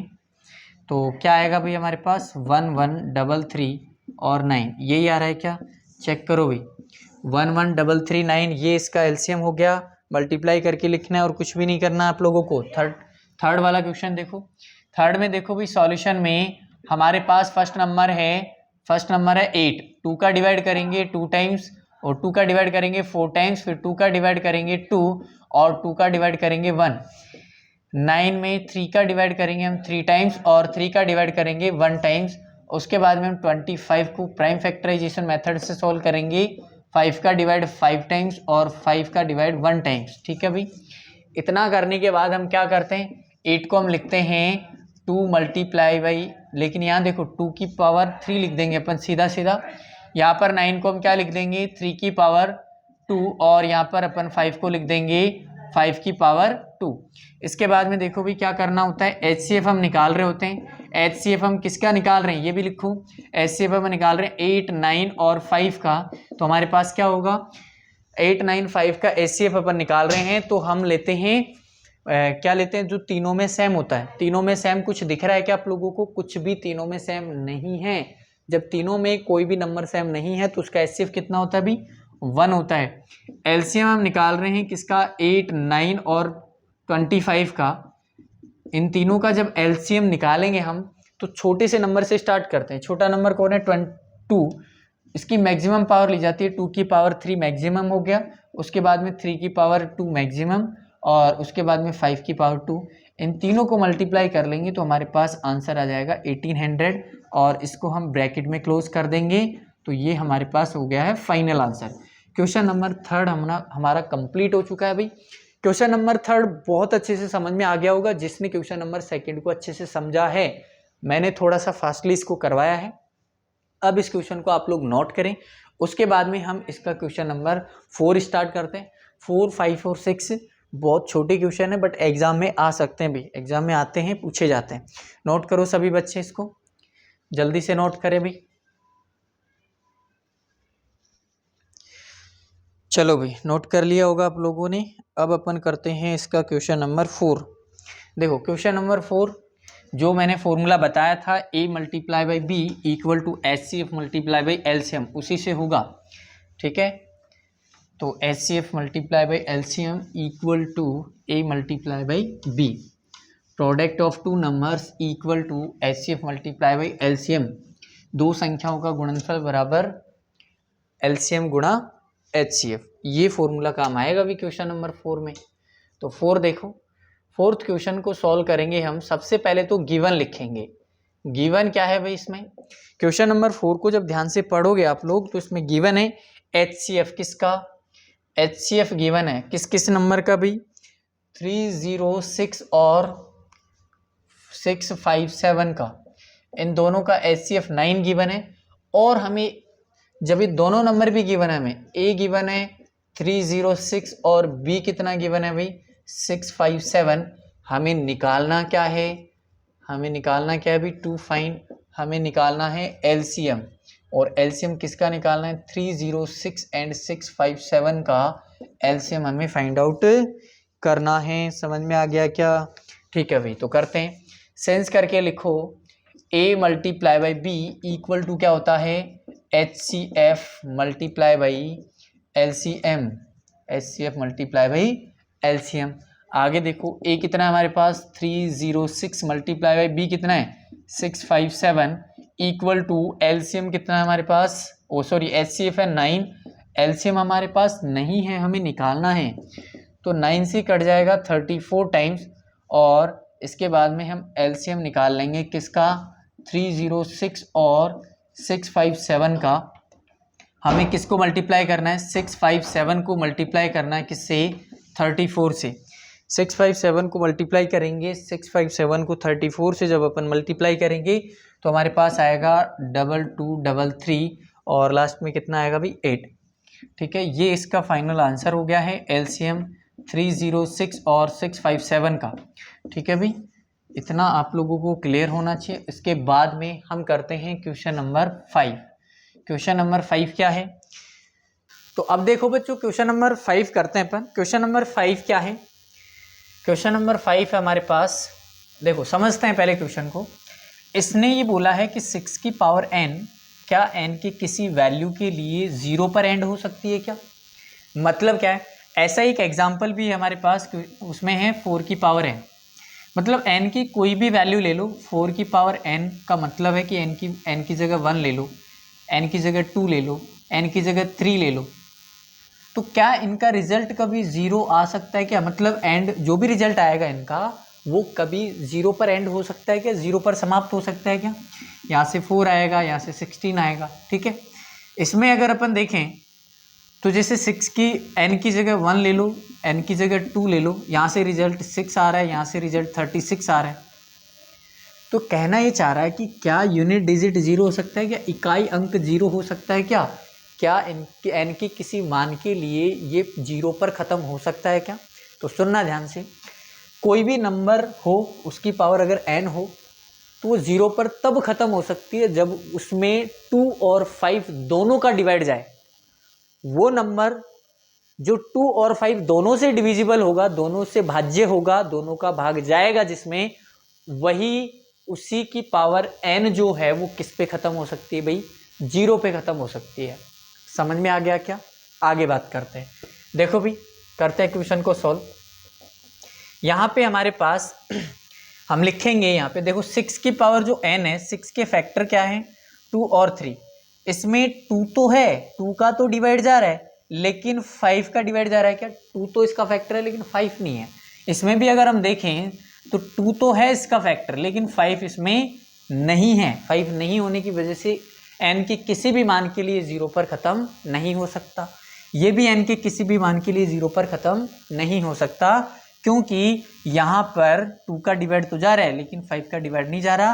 या यूँ कह सकते हैं कि इसके फैक्टर में 2 तो है लेकिन 5 नहीं है। समझ में आ गया क्या? तो देखो लिखना कैसे भी, लैंग्वेज में लिखना है। ये इस बार बोर्ड एग्जाम में भी आप लोगों का क्वेश्चन पूछा गया था, तो इसको ध्यान से लिखना है अपने को। देखो हम लिखेंगे, वी नो दैट, हम जानते हैं, हम क्या जानते हैं भाई, लिखेंगे यहाँ पे we know that,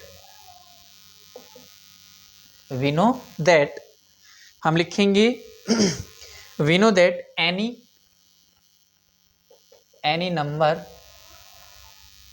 number end with the digit 0, कोई भी नंबर जो कोई भी नंबर है वो 0 पर एंड तब हो सकता है, डिजिट 0, इफ, कब 0 पर एंड हो सकता है वो, यदि if will be divisible by both, दोनों से डिविजिबल होना चाहिए, बोथ 2 and 5, हिंदी में लिखना भी इसको। देखो क्या लिखेंगे, हम जानते हैं कि कोई भी संख्या 0 पर तब खत्म हो सकती है, 0 पर तब समाप्त हो सकती है। कैसे लिखेंगे, हम जानते हैं कि कोई भी संख्या 0 पर तब समाप्त हो सकती है जब वो संख्या 2 और 5 दोनों से भाज्य हो, जब वह संख्या 2 और 5 दोनों से क्या हो, भाज्य हो, तभी वो किस पे खत्म हो सकती है भाई, 0 पे। लिख लिया होगा। ठीक है, आगे लिखते हैं, आगे लिखते हैं अपन। अब यहाँ पर देखो कैसे लिखना होगा, 6 की पावर n, यहाँ लिखेंगे कि सिंस 6 की पावर जो n है उसके दो फैक्टर हैं, एक तो 2 है और एक 3 है, इसकी पावर लगा देंगे n। यहाँ पर देखने से क्लियर हो रहा है, इसको दे दो इक्वेशन नंबर फर्स्ट, लिखने में इजी रहेगा। इक्वेशन नंबर फर्स्ट को देखेंगे तो यहाँ से क्लियर है कि इसमें 5 नहीं है, इसके प्राइम फैक्टराइजेशन में क्या नहीं है, 5 नहीं है। तो लिखेंगे from equation first it is clear that, क्या क्लियर होता है अभी, इक्वेशन फर्स्ट से क्लियर होता है कि 5 is not in the prime factorisation of 6 to the power n। लिखेंगे 5 clear that 5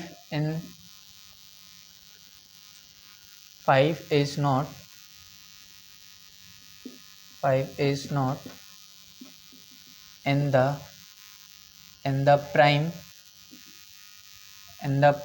factorization of 6 to the power n। 6 की पावर n के प्राइम फैक्टर में कौन नहीं है भाई, 5 अवेलेबल नहीं है। तो जब 5 नहीं है तो फिर ये डिजिट 0 पर ख़त्म नहीं हो सकता। 2, ऐसा नहीं कि 5 हो तो 2 नहीं हो, दोनों होने चाहिए, दोनों में से कोई एक भी मिसिंग है तो वो 0 पर ख़त्म नहीं हो सकता। ठीक है भाई, तो यहाँ लिखेंगे हिंदी में क्या लिखेंगे, समीकरण 1 से स्पष्ट है, समीकरण 1 से स्पष्ट है कि 6 की घात n के अभाज्य गुणनखंड में 6 की घात n के अभाज्य गुणनखंड में 5 उपस्थित नहीं हैं, 5 उपस्थित नहीं हैं। अतः हिंदी में लिखेंगे देयरफॉर, इंग्लिश में लिखेंगे देयरफॉर, अतः therefore 6 to the power n will cannot 6 to the power n cannot end, कभी भी ख़त्म नहीं हो सकती, cannot end with the digit 0 for any value, या फिर ऐसे लिखेंगे for any natural number n। ठीक है भाई, तो समझना है यहाँ पे हिंदी में कैसे लिखेंगे, अतः n के किसी भी मान के लिए 6 की घात n कभी भी 0 पर ख़त्म नहीं हो सकती। n के किसी भी मान के लिए 6 की घात n कभी भी 0 पर ख़त्म नहीं हो सकती। बस इस क्वेश्चन में लैंग्वेज ही है भी, 1 मार्क्स में 2 मार्क्स में क्वेश्चन पूछ लेता है, हमें लैंग्वेज सही से लिखनी है। क्वेश्चन में सॉल्व करने का कुछ भी नहीं है, बस क्वेश्चन में लैंग्वेज सही से लिखोगे, अपने मन से भी बना के लिख सकते हो, समझ में आनी चाहिए। ठीक है, उसके बाद में ये क्वेश्चन आप लोगों का कंप्लीट होता है। समझने का कुछ है नहीं इसमें, समझने का जो था वो मैंने समझा दिया, इसको नोट करें भी। नेक्स्ट क्वेश्चन करते हैं अपन, क्वेश्चन नंबर 6। ठीक है, क्वेश्चन नंबर 6 करते हैं भाई। देखो क्वेश्चन नंबर 6, 5, 6, 7 ईजी है। ठीक है, ज़्यादा कुछ करने का है नहीं। देखो 6th क्वेश्चन है हमारे पास, नंबर्स दे रखे हैं 7, 11 मल्टीप्लाई बाई 13 प्लस में 13। ठीक है भाई, और एक नंबर दे रखा है हमारे पास 7, 6, 5, 4, 3, 2, 1 प्लस में कितना है 5। हमें ये बताना है कि कंपोजिट है और क्यों है। हमें ये बताना है कि ये जो नंबर्स है कंपोजिट यानी कि क्या है, भाज्य है, और ये क्यों है। कि 2 टाइप के नंबर होते हैं, एक तो भाज्य और एक अभाज्य, कंपोजिट और प्राइम। ये कंपोजिट है और क्यों है, रीज़न सहित हमें बताना है। तो देखो भी यहाँ लिखेंगे अपन सॉल्यूशन में, एक काम करते हैं, यहाँ से 13 कॉमन ले लेते हैं। जब यहाँ से आप लोग 13 कॉमन लोगे तो 13 यहाँ बचेगा हमारे पास 7 मल्टीप्लाई बाई 11 प्लस में 1 बच जाएगा, 13 यहाँ से कॉमन आ गया। यहाँ से कॉमन ले लो, यहाँ से क्या कॉमन ले लो, 5 कॉमन ले लेंगे तो यहाँ क्या बचेगा, 7 multiply by 6 multiply by 4 3 2 1 plus में 1। ठीक है, अभी मल्टीप्लाई करो इनको। यहाँ पर जब अपन मल्टीप्लाई करेंगे 13 और ये कितना हो गया हमारे पास 77 प्लस में 1, तो ये हो जाएगा हमारे पास कितना भी, ये कितना होगा हमारे पास, ये हो जाएगा 13 मल्टीप्लाई बाई 78। इसके बाद में लैंग्वेज लिखनी है, कैसे लिखेंगे बात करेंगे अभी। ठीक है, देखो यहाँ से 5 कॉमन लिया था हमने, मल्टीप्लाई करो इनको, अंदर मल्टीप्लाई करते हैं अभी। 7 6 जा कितना होता है 42, 42 रहने दो, 42 को 2 से मल्टीप्लाई कर लो तो कितना हो जाएगा 84। उसके बाद में 4 3 जा 12, 12 1 जा 12। ठीक है, इसको 12 से और मल्टीप्लाई करो तो ये हो गया 48, कैरी 4 हो गया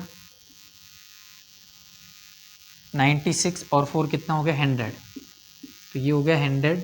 उसके बाद में 1 और है तो ये हो गया हमारे पास 1008 प्लस में 1। नेक्स्ट में क्या आएगा, हमें नेक्स्ट स्टेप में मिलेगा 5 मल्टीप्लाई बाई 1009। ठीक है भाई, इतना क्लियर है सभी बच्चों को। इतना करने के बाद अब हमें लैंग्वेज लिखनी है भाई।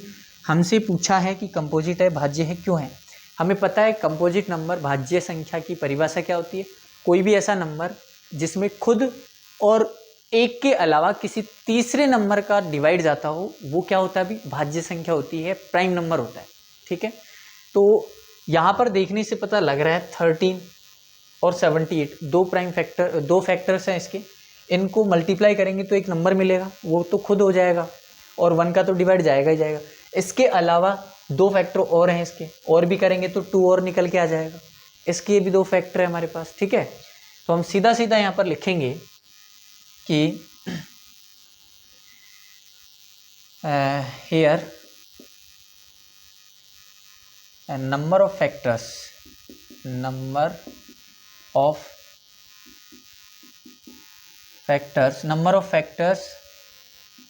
आर 2। नंबर ऑफ फैक्टर्स कितने, 2 है। सो हम लिख देंगे सीधा सीधा, सो दिस इज ए, या फिर लिख देंगे it is a composite number. ठीक है भाई, कंपोजिट नंबर। यही सेम लाइन यहाँ उतारनी है, यही सेम लाइन यहाँ पर उतारनी है। Number of factors are 2, number of factors are more than 2, या फिर 2 लिख सकते हैं। ठीक है, किसके अलावा, खुद 1 के अलावा और खुद के अलावा, ये लाइन और ऐड कर सकते हो इसमें। ठीक है, 1 और खुद के अलावा इसमें 2 से ज़्यादा फैक्टर हैं, अतः ये क्या है हमारे पास, कंपोजिट नंबर है। हिंदी में क्या लिखेंगे भाई, यहाँ गुणनखंडों की संख्या 2 से ज़्यादा है, गुणनखंडों की संख्या 2 से ज़्यादा है, या ऐसे लिख सकते हैं कि यहाँ पर अभाज्य गुणनखंडों की संख्या खुद और 1 के अलावा, खुद और 1 के अलावा 2 से ज़्यादा है, अतः दिया गया नंबर क्या है, एक भाज्य संख्या है। बस इतना ही लिखना है, सेम यही चीज़ इसमें लिखनी है। समझ में आ गया क्या। अब देखो भाई, लास्ट एंड फाइनल क्वेश्चन करते हैं इसका, क्वेश्चन नंबर 7। इसमें क्या बोला है, क्वेश्चन नंबर 7 में बोला है, देखो भाई, इसमें दो बच्चे हैं और ये एक मैदान के चक्कर लगाते हैं। सोनिया जो है मैदान को चक्कर लगाने में उसको 18 मिनट लगते हैं। सोनिया जो है ना, सोनिया, उसको लगते हैं 18 मिनट। और रवि है, रवि को उस गार्डन के चक्कर लगाने में कितना लगता है भाई, कितना मिनट लगता है, इसने बोला है 12 मिनट।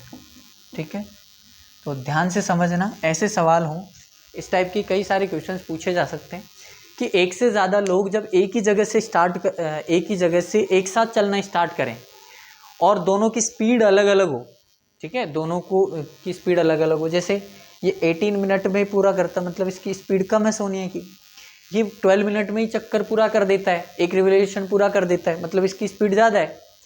एक साथ चलना स्टार्ट कर रहे हैं लेकिन कंप्लीट दोनों अलग अलग टाइम में कर रहे हैं। तो इसने ये पूछा है कि ऐसा कौन सा टाइम आएगा या कितने मिनट बाद ये दोनों एक साथ मिलेंगे एक साथ चलना स्टार्ट किया था, तो कितनी मिनट बाद में ये दोनों एक साथ मिल जाएंगे वो टाइम बता दो।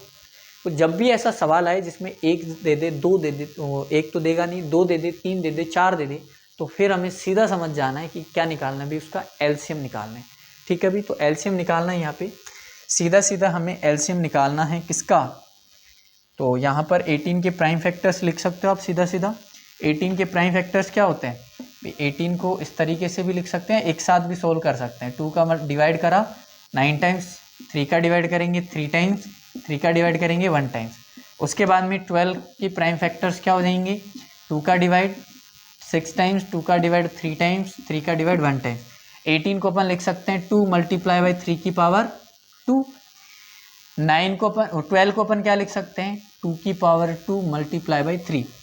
हमें निकालना है एलसीएम, हमें क्या निकालना भी, एलसीएम किस किस का, 18 का और 12 का। तो कितना आएगा, मैंने कहा था एलसीएम जब अपन ने निकाला था तब अपन ने ये समझा था कि जो मिनिमम नंबर होता है दोनों में कॉमन है तो मैक्सिमम पावर ली जाती है एलसीएम में। तो यहाँ पर 2 दोनों में है तो पावर मैक्सिमम ली जाएगी, मतलब 2 की पावर 2 मल्टीप्लाई बाई यहाँ 3 की पावर कितनी लेंगे 2। जब अपन इनको ओपन करके मल्टीप्लाई करेंगे, ये 4 हो गया, ये कितना हो गया 9, तो कितना आएगा हमारे पास 36 मिनट। लास्ट में हम लिख देंगे कि अतः रवि और सोनिया 36 मिनट के बाद आपस में मिल जाएंगे। ठीक है भाई, अतः सोनिया और रवि 36 मिनट के बाद आपस में मिल जाएंगे। इसी लैंग्वेज, इसी चीज़ को अपने को इंग्लिश में लैंग्वेज में लिख देना है। ठीक है भाई, after 36 minutes will meet together, वो दोनों साथ में मिल जाएंगे कितने मिनट के बाद में, 36 मिनट के बाद में। तो ये अपना एक्सरसाइज 1.1 कंप्लीट हो चुका है भाई। 1.1 के बाद में अब अपन स्टार्ट करते हैं एक्सरसाइज 1.2, जिसमें अपन नई चीज़ सीखने वाले हैं।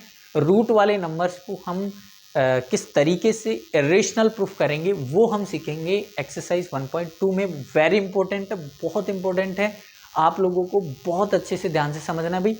उसके लिए पहले इसको नोट करें, उसके बाद में अपन एक्सरसाइज 1.2 पे बात करते हैं। तो नोट करिए भाई, ये समझ में आ रहा है कि नहीं आ रहा, बताएं जल्दी से कमेंट में सभी बच्चे। चलो भाई, कुछ बच्चे बोल रहे हैं सर समझ में आ रहा है, बहुत बढ़िया। जो भी शुरू से देख रहा है भाई उनको समझ में आ रहा है, जो भी बच्चा शुरू से देख रहा है ना उसको 100% समझ में आएगी चीज़ें। लेकिन जो बीच में से आके देख रहा है तो उसको कैसे समझ में आएगा भाई, उससे मेरी रिक्वेस्ट है कि शुरू से देखें वीडियो को। चलो भाई, एक्सरसाइज 1.2 पे बात करते हैं। जो भी बच्चा चैनल पे नया है भाई, चैनल को सब्सक्राइब करें, बेल आइकन को प्रेस करें और वीडियो को ज़्यादा से ज़्यादा अपने फ्रेंड्स को शेयर करें। कोई 9th में है, कोई 8th में है, कोई 10th में, 11th में, सबको शेयर करें, क्योंकि यहाँ पर MR इंडिया कोचिंग क्लासेस पर 8 to 12th मैथमेटिक्स पढ़ाई जाती है, आप लोगों को पता होगा। ठीक है भाई, चलो अपन बात करते हैं एक्सरसाइज 1.2 पे। एक्सरसाइज 1.2 पे बात करते हैं, प्रश्नावली 1.2। इसका question number first very important है, ध्यान से समझना, बहुत बार एग्जाम में पूछा जाता है। हमें क्या करना है, क्वेश्चन कह रहा है कि प्रूव दैट, क्वेश्चन क्या कह रहा है, prove that √5 is an irrational number. सिद्ध कीजिए कि √5 एक अपरिमेय संख्या है। सिद्ध कीजिए, क्या बोला है इसने, सिद्ध कीजिए, सिद्ध करो कि √5 एक अपरिमेय संख्या है, एक अपरिमेय संख्या है। ठीक है भाई, ये क्वेश्चन बोला है, हमें √5 को अपरिमेय संख्या इरेशनल प्रूफ करना है। तो ध्यान से समझना भाई, ये नंबर अगर आपने अच्छे से समझ लिया तो आपको किसी भी सिंगल रूट वाले नंबर में प्रॉब्लम नहीं होगी। √5 को प्रूफ करवा ले, √2 को प्रूफ करवा ले, √3 को प्रूफ करवा ले, √7 को प्रूफ करवा लें, बस पैटर्न वही रहेगा, नंबर बदलेगा बस। 5 की जगह 2 आ जाएगा, 3 आ जाएगा, 7 आ जाएगा। ठीक है, सिंगल नंबर को अगर इरेशनल प्रूफ करा रहा है वो, तो फिक्स पैटर्न रहेगा। एक से ज़्यादा नंबर आ गया, इरेशनल नंबर के साथ में कोई रेशनल नंबर आ जाता है मल्टीप्लाई में, डिवाइड में, उसका कॉन्सेप्ट अलग होता है, अपन सेकंड क्वेश्चन में सीखेंगे, सेकंड और थर्ड में। ठीक है भाई, तो इसको ध्यान से समझना है। देखो जब भी हम रूट वाले नंबर को इरेशनल प्रूफ करते हैं तो उसका अपोजिट लेट करके चलते हैं। हमें इरेशनल प्रूफ करना है तो हम रूट 5 को रेशनल लेट करके चलेंगे। हमें रूट 5 को अपरिमेय सिद्ध करना है तो हम इसको परिमेय मान के चलेंगे। स्टार्टिंग में क्या मान के चलेंगे भाई? परिमेय, रेशनल नंबर मान के चलेंगे। तो यहाँ लिखेंगे let the root 5 is a rational number। माना कि रूट 5 एक परिमेय संख्या है। माना कि रूट 5 क्या है? एक परिमेय संख्या है। ये हमने मान लिया है। उसके बाद में अगर हमने रूट 5 को रेशनल नंबर माना है, परिमेय संख्या माना है, तो रेशनल नंबर की डेफिनेशन क्या होती है? रेशनल नंबर को हम p/q के फॉर्म में रिप्रेजेंट कर सकते हैं। तो जब हमने रूट 5 को रेशनल मान लिया, परिमेय मान लिया, तो रूट 5 को p/q के फॉर्म में लिख सकते हैं। सिंपल सी बात है, ठीक है।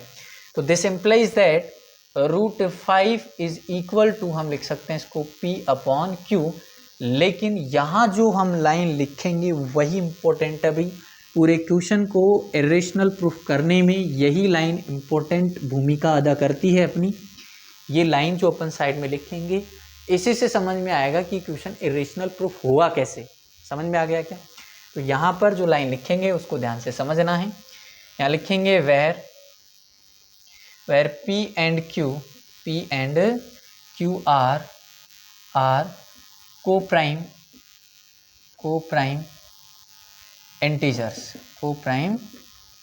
integers and q not equal to 0। ठीक है, ये कोप्राइम जो नंबर है वो सिंगल नंबर में लिखना होता है भी, उसके साथ में कुछ प्लस करके आ जाए, जैसे क्वेश्चन नंबर सेकंड और थर्ड करेंगे, वहाँ पर आपको कोप्राइम लिखने की ज़रूरत नहीं। कोप्राइम नंबर होता क्या है इसको समझते हैं।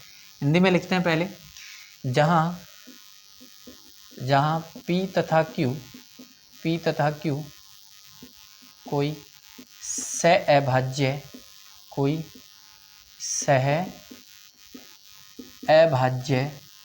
पूर्णांक है, ठीक है, तथा q नॉट इक्वल टू 0, ये भी लिखना है। तो देखो भाई, इस लाइन का मतलब समझना, p और q कोई भी इंटीजर हो सकता है, लेकिन एक वर्ड नया आया है यहाँ पे, कोप्राइम सहअभाज्य क्या होता है?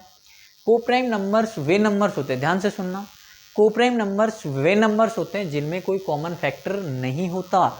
मतलब ऐसे दो नंबर जिनमें किसी सेम संख्या का, सेम नंबर का डिवाइड नहीं जाता हो एक को छोड़ के, वे नंबर्स हमेशा क्या कहलाते हैं? कोप्राइम सहअभाज्य कहलाते हैं। फॉर एग्जाम्पल, दो पास वाले नंबर, ठीक है, दो क्रमागत संख्याएं, क्रमागत जो संख्याएं होती है, दो पास वाले कंजक्टिव नंबर्स जो होते हैं वो क्या होते हैं? ऑलवेज कोप्राइम होते हैं। जैसे 10 और 9 ले लिया हमने, 10 और 9 में 1 के अलावा किसी सेम डिजिट का, सेम नंबर का डिवाइड जाता है क्या? नहीं जाता। तो दोनों नंबर क्या है? कोप्राइम नंबर है, सहअभाज्य संख्या। 11 और 12 ले लो, किसी सेम नंबर का डिवाइड जाता है क्या? नहीं जाता, कंपोजिट नंबर, वो कोप्राइम नंबर है, सॉरी, सहअभाज्य संख्या है। समझ में आ गया? उसके बाद में ऐसा ज़रूरी नहीं कि पास वाले ही लें, 11 ले लो, एक 23 ले लो, दोनों में किसी सेम डिजिट का डिवाइड जाता है क्या? नहीं जाता। 11 ले लो और तुम चाहो तो 30 ले लो, दोनों में किसी सेम डिजिट का डिवाइड जा रहा है क्या? नहीं जा रहा। तो ये क्या है? कोप्राइम नंबर है, सहअभाज्य संख्या है। लेकिन अगर आपने एक 10 ले लिया, दूसरा आप लोगों ने 14 ले लिया, दोनों में भाई 2 का डिवाइड जा रहा है, तो ये कोप्राइम नंबर नहीं होंगे, सहअभाज्य संख्या नहीं होगी। तो यहाँ फोकस करना, हमने जो p और q लिया है वो क्या लिया है? कोप्राइम नंबर, इंटीजर लिया है। मतलब p और q ऐसे हैं जिनमें किसी सेम डिजिट का डिवाइड नहीं जा रहा। ध्यान से सुनना, मैं क्या बोल रहा हूँ। हमने p और q ऐसे नंबर लिए हैं जिनमें किसी सेम डिजिट का, किसी सेम नंबर का डिवाइड नहीं जा रहा। याद रखना इस लाइन को। मैंने क्या कहा, एक बार फिर से मैं बोल रहा हूँ, p और q हमने ऐसे नंबर लिए हैं जिसमें किसी सेम संख्या का, सेम नंबर का डिवाइड नहीं जाएगा। ऐसे नंबर हम मान के चले हैं यहाँ पे, ठीक है। आओ फिर देखो, हमारा टारगेट यहाँ पे क्या रहेगा वो मैं समझा देता हूँ आपको। हम यहाँ पे बनाएंगे 2 इक्वेशन। कितने इक्वेशन बनाएंगे? 2। एक इक्वेशन में हम जो भी हमारे पास नंबर है, कौन है? 5, इस 5 को हम एक बार तो p के नीचे लेकर आएंगे, दूसरी इक्वेशन में हम 5 को q के नीचे लेकर आएंगे। दो इक्वेशन बनानी है हमें, एक इक्वेशन में तो हम 5 को p के नीचे लेकर आएंगे, दूसरी इक्वेशन में हम 5 को q के नीचे लेके आएंगे। ध्यान रखना पहले 5 को p के नीचे लाना है, जो भी ऊपर होता है ना उसके नीचे पहले आएगा, q के नीचे जो नीचे होता है उसके नीचे डिनोमिनेटर में हर में बाद में आता है। कैसे आएगा समझते हैं। अभी दो टारगेट, अपने टारगेट क्या है, दो इक्वेशन बनाना। पहली इक्वेशन में 5 को p के नीचे लाएंगे, दूसरी इक्वेशन में 5 को q के नीचे लाएंगे। 3 को इरेशनल प्रूफ कर रहे होते तो 3 को लेकर आते p के नीचे पहले, फिर 3 को q के नीचे लेकर आएंगे। कैसे लेकर आएंगे भाई, इतना करने के बाद हमें यहाँ लिखना है squaring in both side, squaring in both side. हमें दोनों तरफ क्या करना है भाई, हमें दोनों तरफ स्क्वायर करना है। दोनों तरफ वर्ग करने पर, दोनों तरफ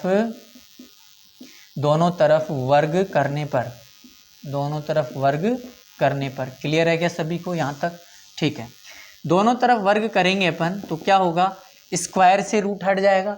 जैसे हमने रूट 5 का स्क्वायर किया तो स्क्वायर से क्या हट गया, रूट, तो क्या मिलेगा 5।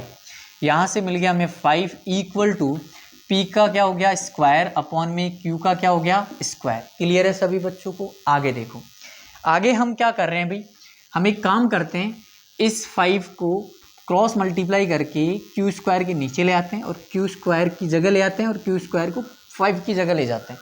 तो देखो ये हो जाएगा हमारे पास Q square equal to P square upon में 5। ये हमारे पास बन चुका है इक्वेशन नंबर फर्स्ट। ऐसा कर सकते हैं अपन भाई, इसकी जगह तो इसको ले आए भाई, ये ऊपर है, ये इसके नीचे इसके जगह आ जाएगा। कैसे आएगा इसको मैं समझा देता हूँ।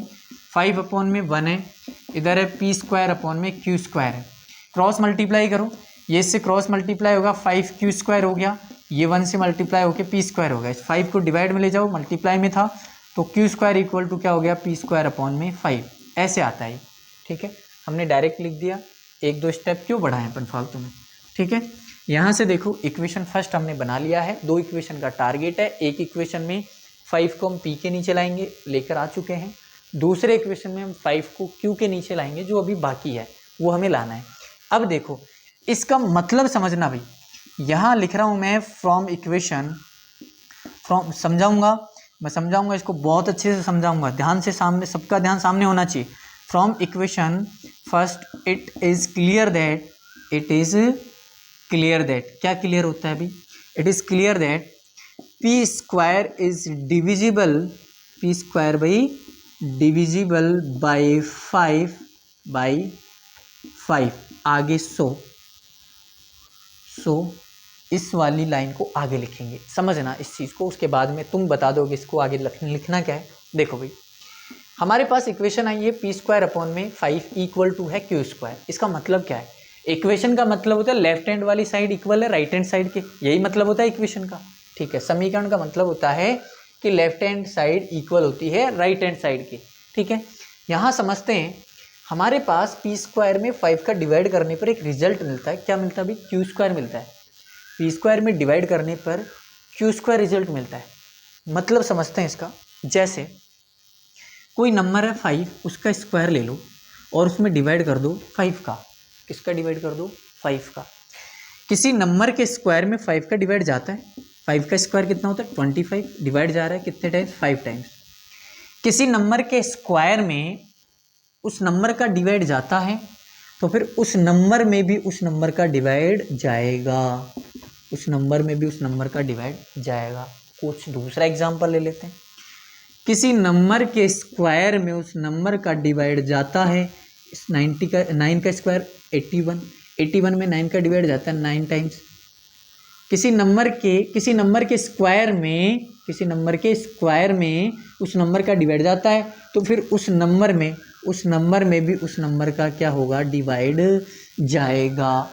अब मतलब समझना यहाँ पे, अगर पी स्क्वायर 5 से डिविजिबल है तो फिर पी भी किससे डिविजिबल होगा, 5 से, क्योंकि 5 का स्क्वायर अगर 5 से डिविजिबल है तो 5 भी 5 से डिविजिबल होता है। तो पी स्क्वायर 5 से डिविजिबल है, अरे डिविजिबल है तभी तो क्यू स्क्वायर मिल रहा है। पी स्क्वायर 5 से डिविजिबल है तो फिर पी भी किससे डिविजिबल होगा, 5 से। अब मतलब समझना। सो यहाँ पर क्या लिखेंगे भाई, हमने क्या लिखा, from equation first it is clear that P square is divisible by 5, so P is also divisible by 5। ठीक है, मतलब समझो इसको। देखो हिंदी में मैं एक बार लिखवा देता हूँ, उसके बाद में अपन आगे बात करते हैं इसको।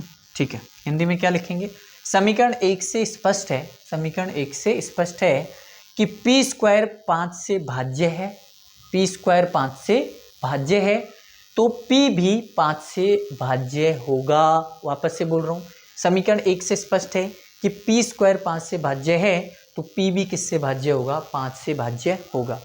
आगे देखो भाई, इसका मतलब एक बार और समझते हैं अपन। अभी अभी हमने देखा कि किसी नंबर के स्क्वायर में किसी नंबर का डिवाइड करते हैं, 81 में 9 का डिवाइड करें तो 9 रिजल्ट मिलता है, और उस नंबर में उस नंबर का डिवाइड करते हैं तो भी हमें कुछ रिजल्ट मिलता है। दोनों टाइम्स में रिजल्ट अलग अलग मिलता है, इसका ध्यान रखना। जब हम यहाँ पे पी स्क्वायर में 5 का डिवाइड कर रहे हैं तो रिजल्ट मिल रहा है क्यू स्क्वायर, तो पी में जब 5 का डिवाइड करेंगे तो कुछ और रिजल्ट मिलेगा, उसको हम लेट कर लेंगे ए। अपनी तरफ से टी लेट कर सकते हो, सी लेट कर सकते हो, कुछ भी लेट कर लो पी और क्यू को छोड़ के। ठीक है भाई, तो हमने ये सीखा कि यहाँ पर किसी नंबर के स्क्वायर में उस नंबर का डिवाइड करा जाता है तो रिजल्ट अलग मिलता है, उस नंबर में उस नंबर का डिवाइड करते तो रिजल्ट अलग मिलता है, मतलब दोनों में रिजल्ट अलग अलग मिलता है। तो यहाँ पर भी दोनों में रिजल्ट अलग अलग मिलेगा। यहाँ की स्क्वायर है तो P में 5 का डिवाइड करेंगे तो रिजल्ट कुछ और मिलेगा, उसको हम क्या लेट कर लेंगे, A। ठीक है, A लेट कर सकते हो, आपकी मर्जी, आप कुछ और भी लेट कर सकते हो, मैं यहाँ पे लेट करूँगा A। तो यहाँ लिखेंगे अपन कि यहाँ पे सेंस करके लिखोगे आप लोग कि P अपॉन में 5 इक्वल टू A। ये हमने लेट किया है, माना है, ये हमने माना है भी। ठीक है, ये हमने लेट किया है। आगे देखो, दिस इम्प्लाइज दैट, यहाँ से हम P की वैल्यू निकालेंगे। P इक्वल टू क्या हो जाएगा, 5A। अरे P इक्वल टू क्या हो जाएगा, 5A। P की वैल्यू हमने निकाली, इस P की वैल्यू को उठा के हम इक्वेशन फर्स्ट में पुट करेंगे। P की वैल्यू को उठा के हम किस में पुट करेंगे भाई, इक्वेशन फर्स्ट में पुट करने वाले हैं। तो यहाँ ध्यान से लिखना कि पुटिंग द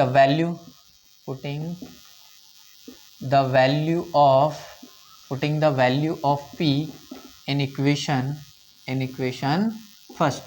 इक्वेशन फर्स्ट में किसकी वैल्यू पुट कर रहे हैं अपन, P की वैल्यू पुट कर रहे हैं। इक्वेशन फर्स्ट में किसकी वैल्यू पुट कर रहे हैं, P की। हिंदी में क्या लिखेंगे, समीकरण 1 में P का मान रखने पर, समीकरण 1 में P का मान रखने पर, समीकरण 1 ये रहा, P का मान रख देंगे। P की वैल्यू कितनी है, 5A, P का स्क्वायर है तो 5A का भी क्या हो जाएगा, स्क्वायर। यहाँ देखो भी, this implies that Q square हमारे पास इस लेफ्ट हैंड साइड में है, P स्क्वायर, P की वैल्यू है 5A, P स्क्वायर मतलब 5A का स्क्वायर, तो 5 का स्क्वायर 20A, A का स्क्वायर 5 का स्क्वायर 25 और A का स्क्वायर कितना हो जाएगा, A स्क्वायर। नीचे क्या है हमारे पास, इसमें 5 है तो 5 लिखो। इस 5 से 25 5 टाइम्स कट गया। एक काम करते हैं, A स्क्वायर को उस तरफ ही रहने देते हैं, यहाँ पर ये जो 5 है इसको Q स्क्वायर के नीचे ले आते हैं, आ जाएगा भाई, मल्टीप्लाई में है, डिवाइड में आ जाएगा। यहाँ पे हमें मिल चुका इक्वेशन नंबर सेकंड। अब ध्यान से सुनना, मैंने स्टार्टिंग में बोला था हमारा टारगेट क्या है, 2 इक्वेशन बनाना। एक इक्वेशन में हम P स्क्वायर के नीचे 5 को लाएंगे, दूसरी इक्वेशन में हम 5 को Q स्क्वायर के नीचे लाएंगे, लेकर आ चुके हैं। इक्वेशन फर्स्ट में जब अपन P स्क्वायर के नीचे 5 को लाए थे तो उससे क्या कंक्लूजन निकाला था कि P किससे डिविजिबल है भाई, P स्क्वायर 5 से डिविजिबल है तो P भी किससे डिविजिबल है, 5 से। यहाँ पर हम कंक्लूजन निकालेंगे कि Q स्क्वायर 5 से डिविजिबल है तो फिर Q भी किससे डिविजिबल होगा, 5 से। और अब तुम कोई एक नई चीज़ नोट कर रहे होंगे कि P और Q दोनों ही किससे डिविजिबल आ रहे हैं, 5 से। जबकि हमने क्या लेट किया था यहाँ पे, P एंड Q आर को प्राइम इंटीजर्स। मैंने बोला था स्टार्टिंग में लाइन ध्यान रखना, को प्राइम नंबर्स का मतलब क्या है, किसी दोनों में किसी सेम डिजिट का डिवाइड नहीं जा रहा। जबकि हम यहाँ क्या प्रूफ कर दिए हमने कि P और Q दोनों में 5 का डिवाइड जा रहा है, ऐसा कैसे पॉसिबल है। ये तो हमारी कल्पना का, हमारी जो अजम्पशन है उसका क्या आया, कॉन्ट्राडिक्ट आया। और एक कॉन्ट्राडिक्ट आया क्यों, ये कॉन्ट्राडिक्ट इसलिए आया क्योंकि हमने जो लेट किया था, हमने जो अजम्पशन करी थी, हमने जो माना था वो गलत है। तो फिर सही चीज़ क्या है, √5 एक इरेशनल नंबर है, √5 एक अपरिमेय संख्या। समझ में आ गया क्या? बस लैंग्वेज लिखना है, कुछ नहीं करना, क्वेश्चन सॉल्व हो चुका है अपना। तो देखो भाई यहाँ पर अपन लिखेंगे from equation second, it is clear that q square is divisible q square is divisible by 5, so q is also divisible by 5। देखो भी यही सेम जो यहाँ पर लैंग्वेज लिखी है वही सेम यहाँ पे लिखनी है, बस p स्क्वायर की जगह क्या आ गया, q स्क्वायर। समीकरण 2 से स्पष्ट है कि q स्क्वायर 5 से भाज्य है, तो q भी किससे भाज्य होगा, q भी 5 से भाज्य होगा। हिंदी में ऐसे लिखना है। आगे देखो भी, आगे हमें क्या करना है, from equation first and second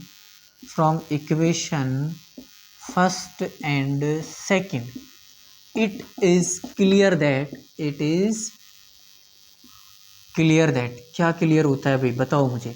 equation first और सेकंड से क्या क्लियर हो रहा है, यहाँ देखो लास्ट वाली लाइन पढ़ो, p is divisible by 5, q is divisible by 5। p और q दोनों किससे डिविजिबल है, 5 से। क्या लिखेंगे, from equation first and second it is clear that both p and q are divisible by 5। दोनों किससे डिविजिबल है, समीकरण 1 और 2 से स्पष्ट है कि p और q दोनों 5 से विभाज्य है, 5 से भाज्य है। समीकरण 1 और 2 से स्पष्ट है कि p और q दोनों 5 से भाज्य है। आगे देखो भी, अगर ऐसा है तो फिर p और q दोनों 5 से भाज्य हो गए, तो इसका मतलब क्या है, ये कोप्राइम नंबर नहीं है, ये सहभाज्य संख्या नहीं है। That means it means p and q are not coprime numbers.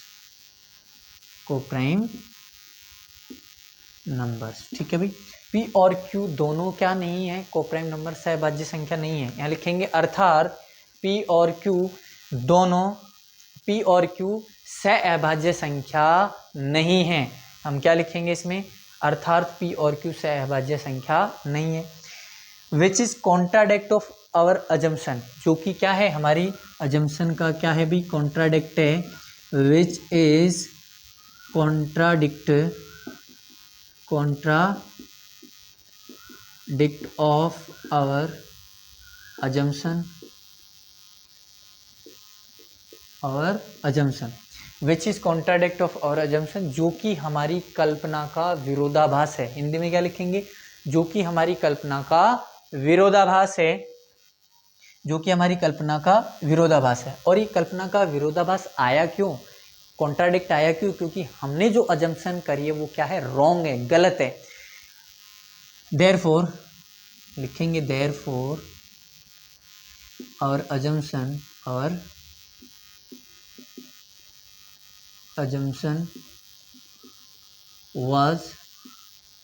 was wrong।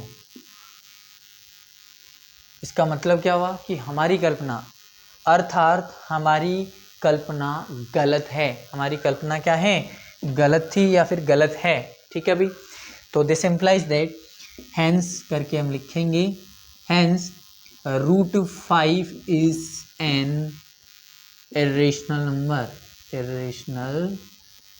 Number. अतः √5 एक अपरिमेय संख्या है।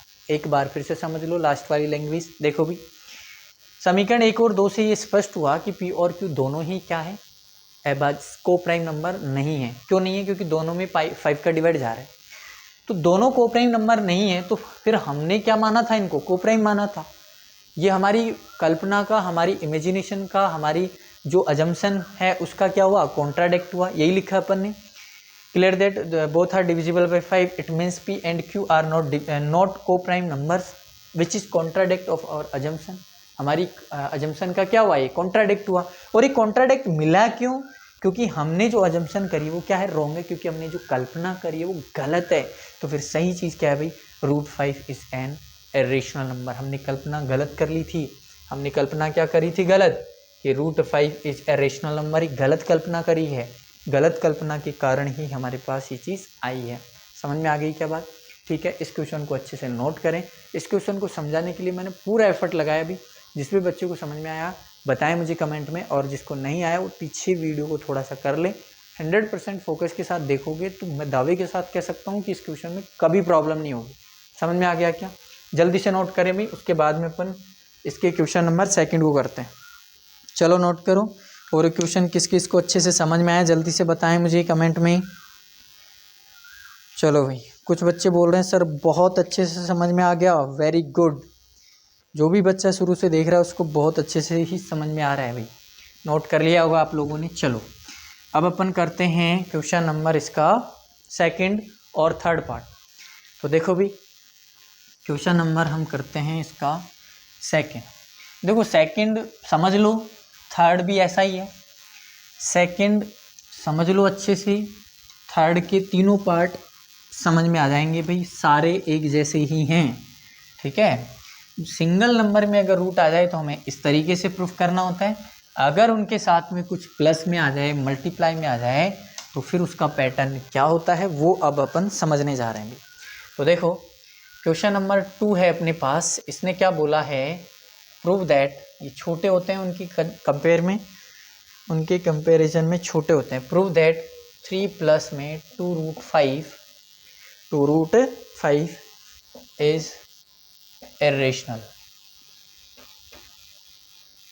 हमें प्रूफ करना है, हमें सिद्ध करना है 3 + 2√5 को अपरिमेय संख्या सिद्ध करना है भाई। ठीक है, तो देखो कैसे सिद्ध करेंगे इसको, अपरिमेय कैसे प्रूफ करेंगे। सॉल्यूशन करते हैं स्टार्ट। हम स्टार्टिंग में क्या करते हैं, जो भी हमें प्रूफ करना है उसका अपोजिट लेट करते हैं। इरेशनल प्रूफ करना है, अपरिमेय प्रूफ करना है, तो हमें रेशनल यानी कि परिमेय मानना पड़ेगा भाई। तो देखो हम मानेंगे यहाँ पे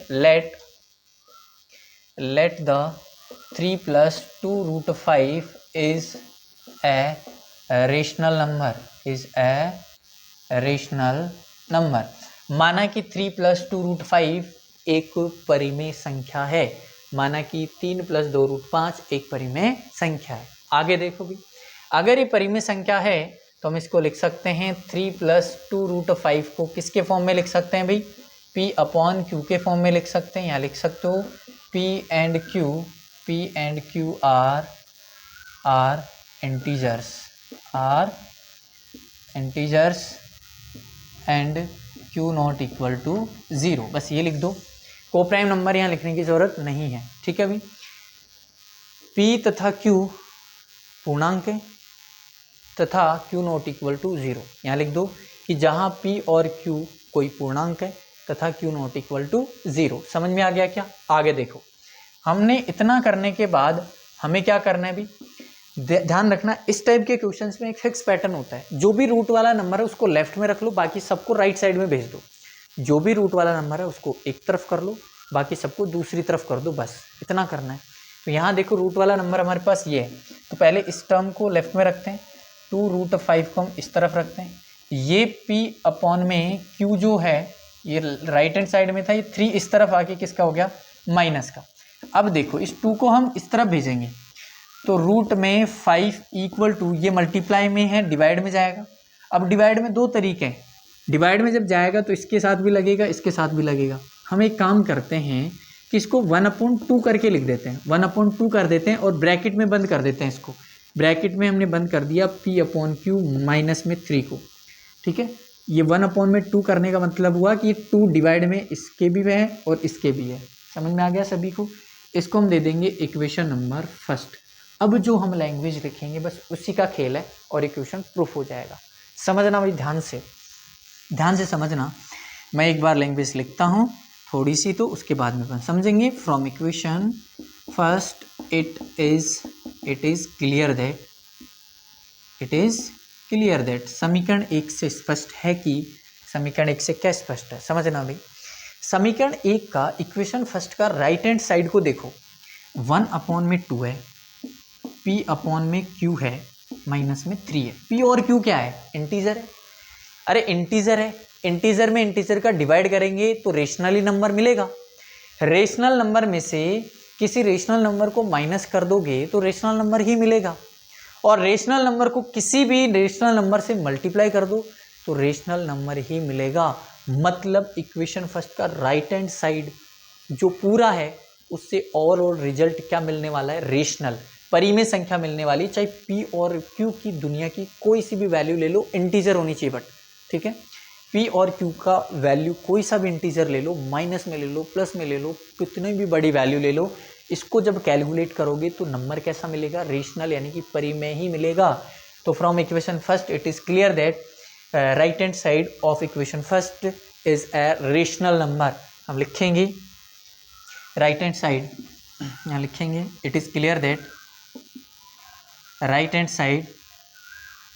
साइड क्या है? इसको दिखा दो, 1/2 p/q -3, राइट हैंड साइड, इसको दिखा दो साइड ब्रैकेट में लिख के, right hand side of equation first is a rational number,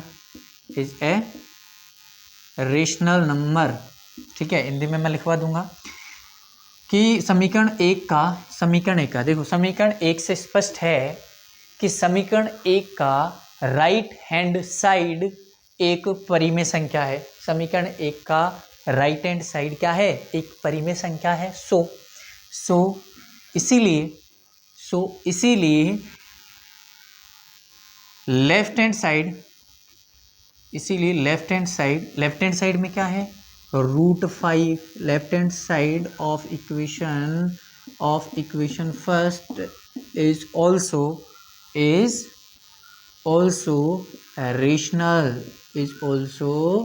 rational number. अब समझना इसको कि इसीलिए समीकरण 1 का लेफ्ट हैंड साइड यानी कि √5 भी क्या है? एक परिमेय संख्या है।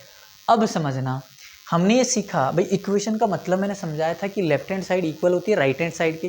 जो लेफ्ट हैंड साइड जैसा है वैसा राइट हैंड साइड होना चाहिए, लेफ्ट हैंड साइड जैसा है वैसा राइट हैंड साइड होना चाहिए। यहाँ पर राइट हैंड साइड अगर रेशनल है तो फिर लेफ्ट हैंड साइड भी रेशनल होना चाहिए, सिंपल सी बात है। लेकिन ध्यान से सुनना, हमने यहाँ पर ये दिखा दिया कि √5 क्या है? रेशनल है, जबकि हमें पता है √5 हुआ, √2 हुआ, रूट के अंदर आने वाले वे नंबर जो किसी नंबर का परफेक्ट स्क्वायर नहीं होते वो ऑलवेज क्या होते हैं? इरेशनल। यूनिवर्सल ट्रूथ है भाई, स्टेटमेंट है, ठीक है, एक फैक्ट है। फैक्ट क्या होता है? जो यूनिवर्सल ट्रूथ हो, सबके द्वारा मान्य जो चीज़ होती है उसको फैक्ट बोल सकते हैं, अपन बोलते हैं। तो यहाँ पर ये फैक्ट है कि √5 एक इरेशनल है, जबकि हमने इस क्वेश्चन में क्या दिखा दिया? इसको रेशनल। और ऐसा हुआ क्यों? क्योंकि हमने जो अजम्पशन करी है वो क्या है? गलत है। लेकिन ये गलत अजम्पशन आई क्यों? क्योंकि हमने यहाँ पर वो चीज़ लिखनी पड़ेगी। क्या लिखना है इसके बाद में? क्या लिखना है भाई?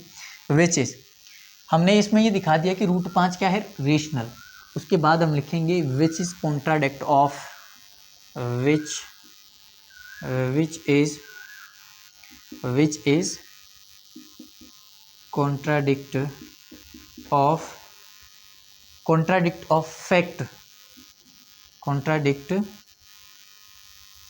of fact क्या फैक्ट है? Fact of √5 is an irrational number. किस फैक्ट का कॉन्ट्राडिक्ट है ये? √5 एक इरेशनल नंबर है, इस फैक्ट का क्या है? कॉन्ट्राडिक्ट है। हिंदी में लिखना, जो कि इस कथन का विरोधाभास है, कि √5 एक अपरिमेय संख्या है। क्या बोला मैंने? जो कि इस कथन का विरोधाभास है कि √5 एक अपरिमेय संख्या है, ठीक है भाई। और ये कॉन्ट्राडिक्ट मिला क्यों हमें? क्योंकि हमने जो अजम्पशन करी है वो क्या है? रॉन्ग है। हमने अजम्पशन क्या करी है? इसको रेशनल लेट कर लिया था, गलत है भाई, रेशनल नहीं लेट करना। क्या है, इरेशनल है। तो यहाँ लिखो है, it means which is contradict of fact of √5 is an irrational number. It means या ऐसे लिख सकते हैं, हाँ ऐसे लिख लो,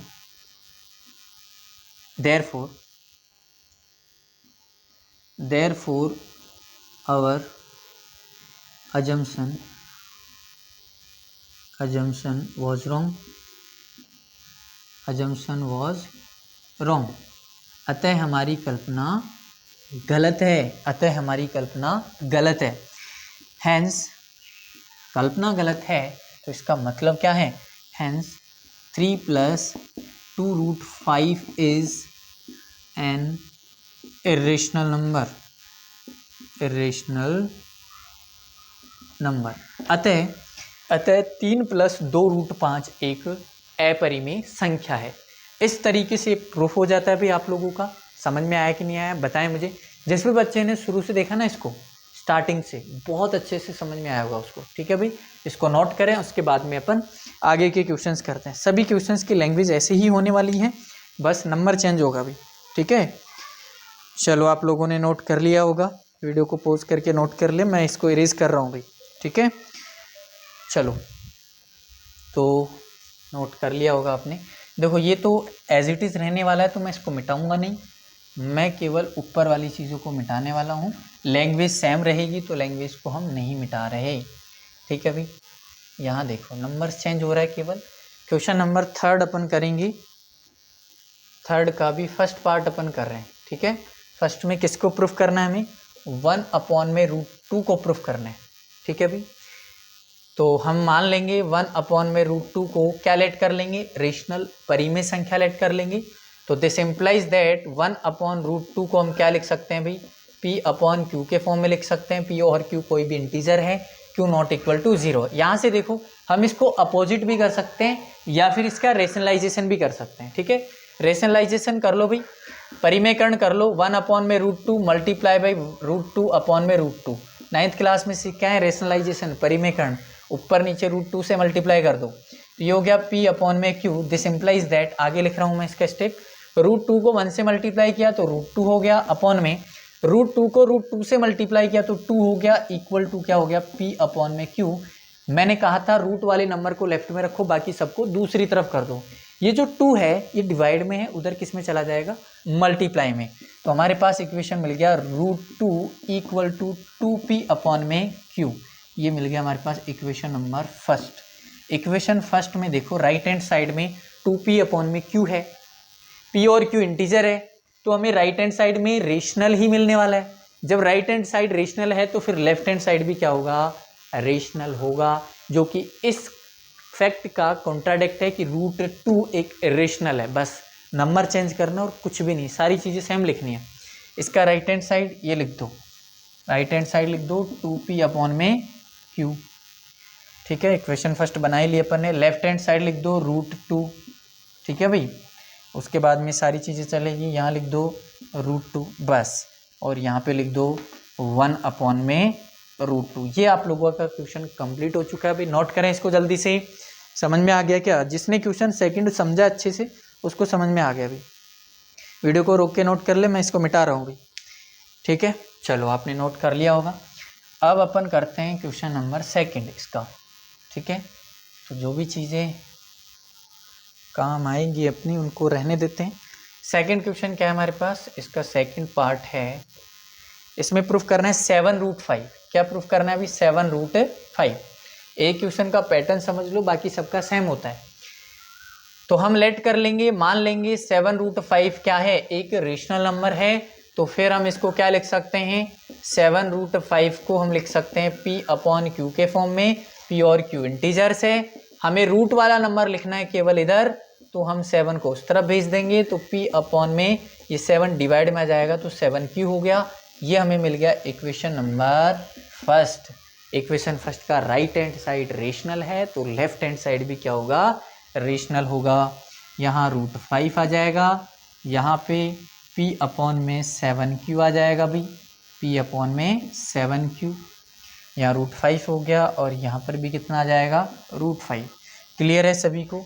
ये हो गया हमारे पास 7√5 क्या है, इरेशनल नंबर है। ठीक है भाई, एक क्वेश्चन समझ लो, सबका पैटर्न यही है।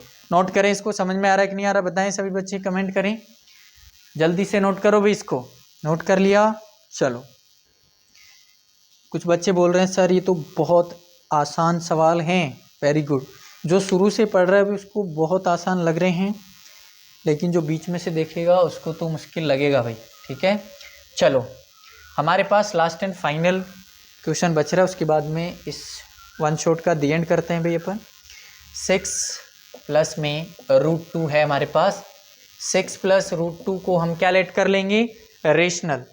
जब इसको रेशनल लेट करेंगे तो हम इसको क्या लिख सकते हैं, 6 प्लस √2 को हम P/Q के फॉर्म में लिख सकते हैं। यहाँ से देखो भी √2 इक्वल टू, हमें केवल रूट वाले नंबर को लिखना है, 6 को उधर भेज देंगे तो P/Q माइनस में 6 हो जाएगा।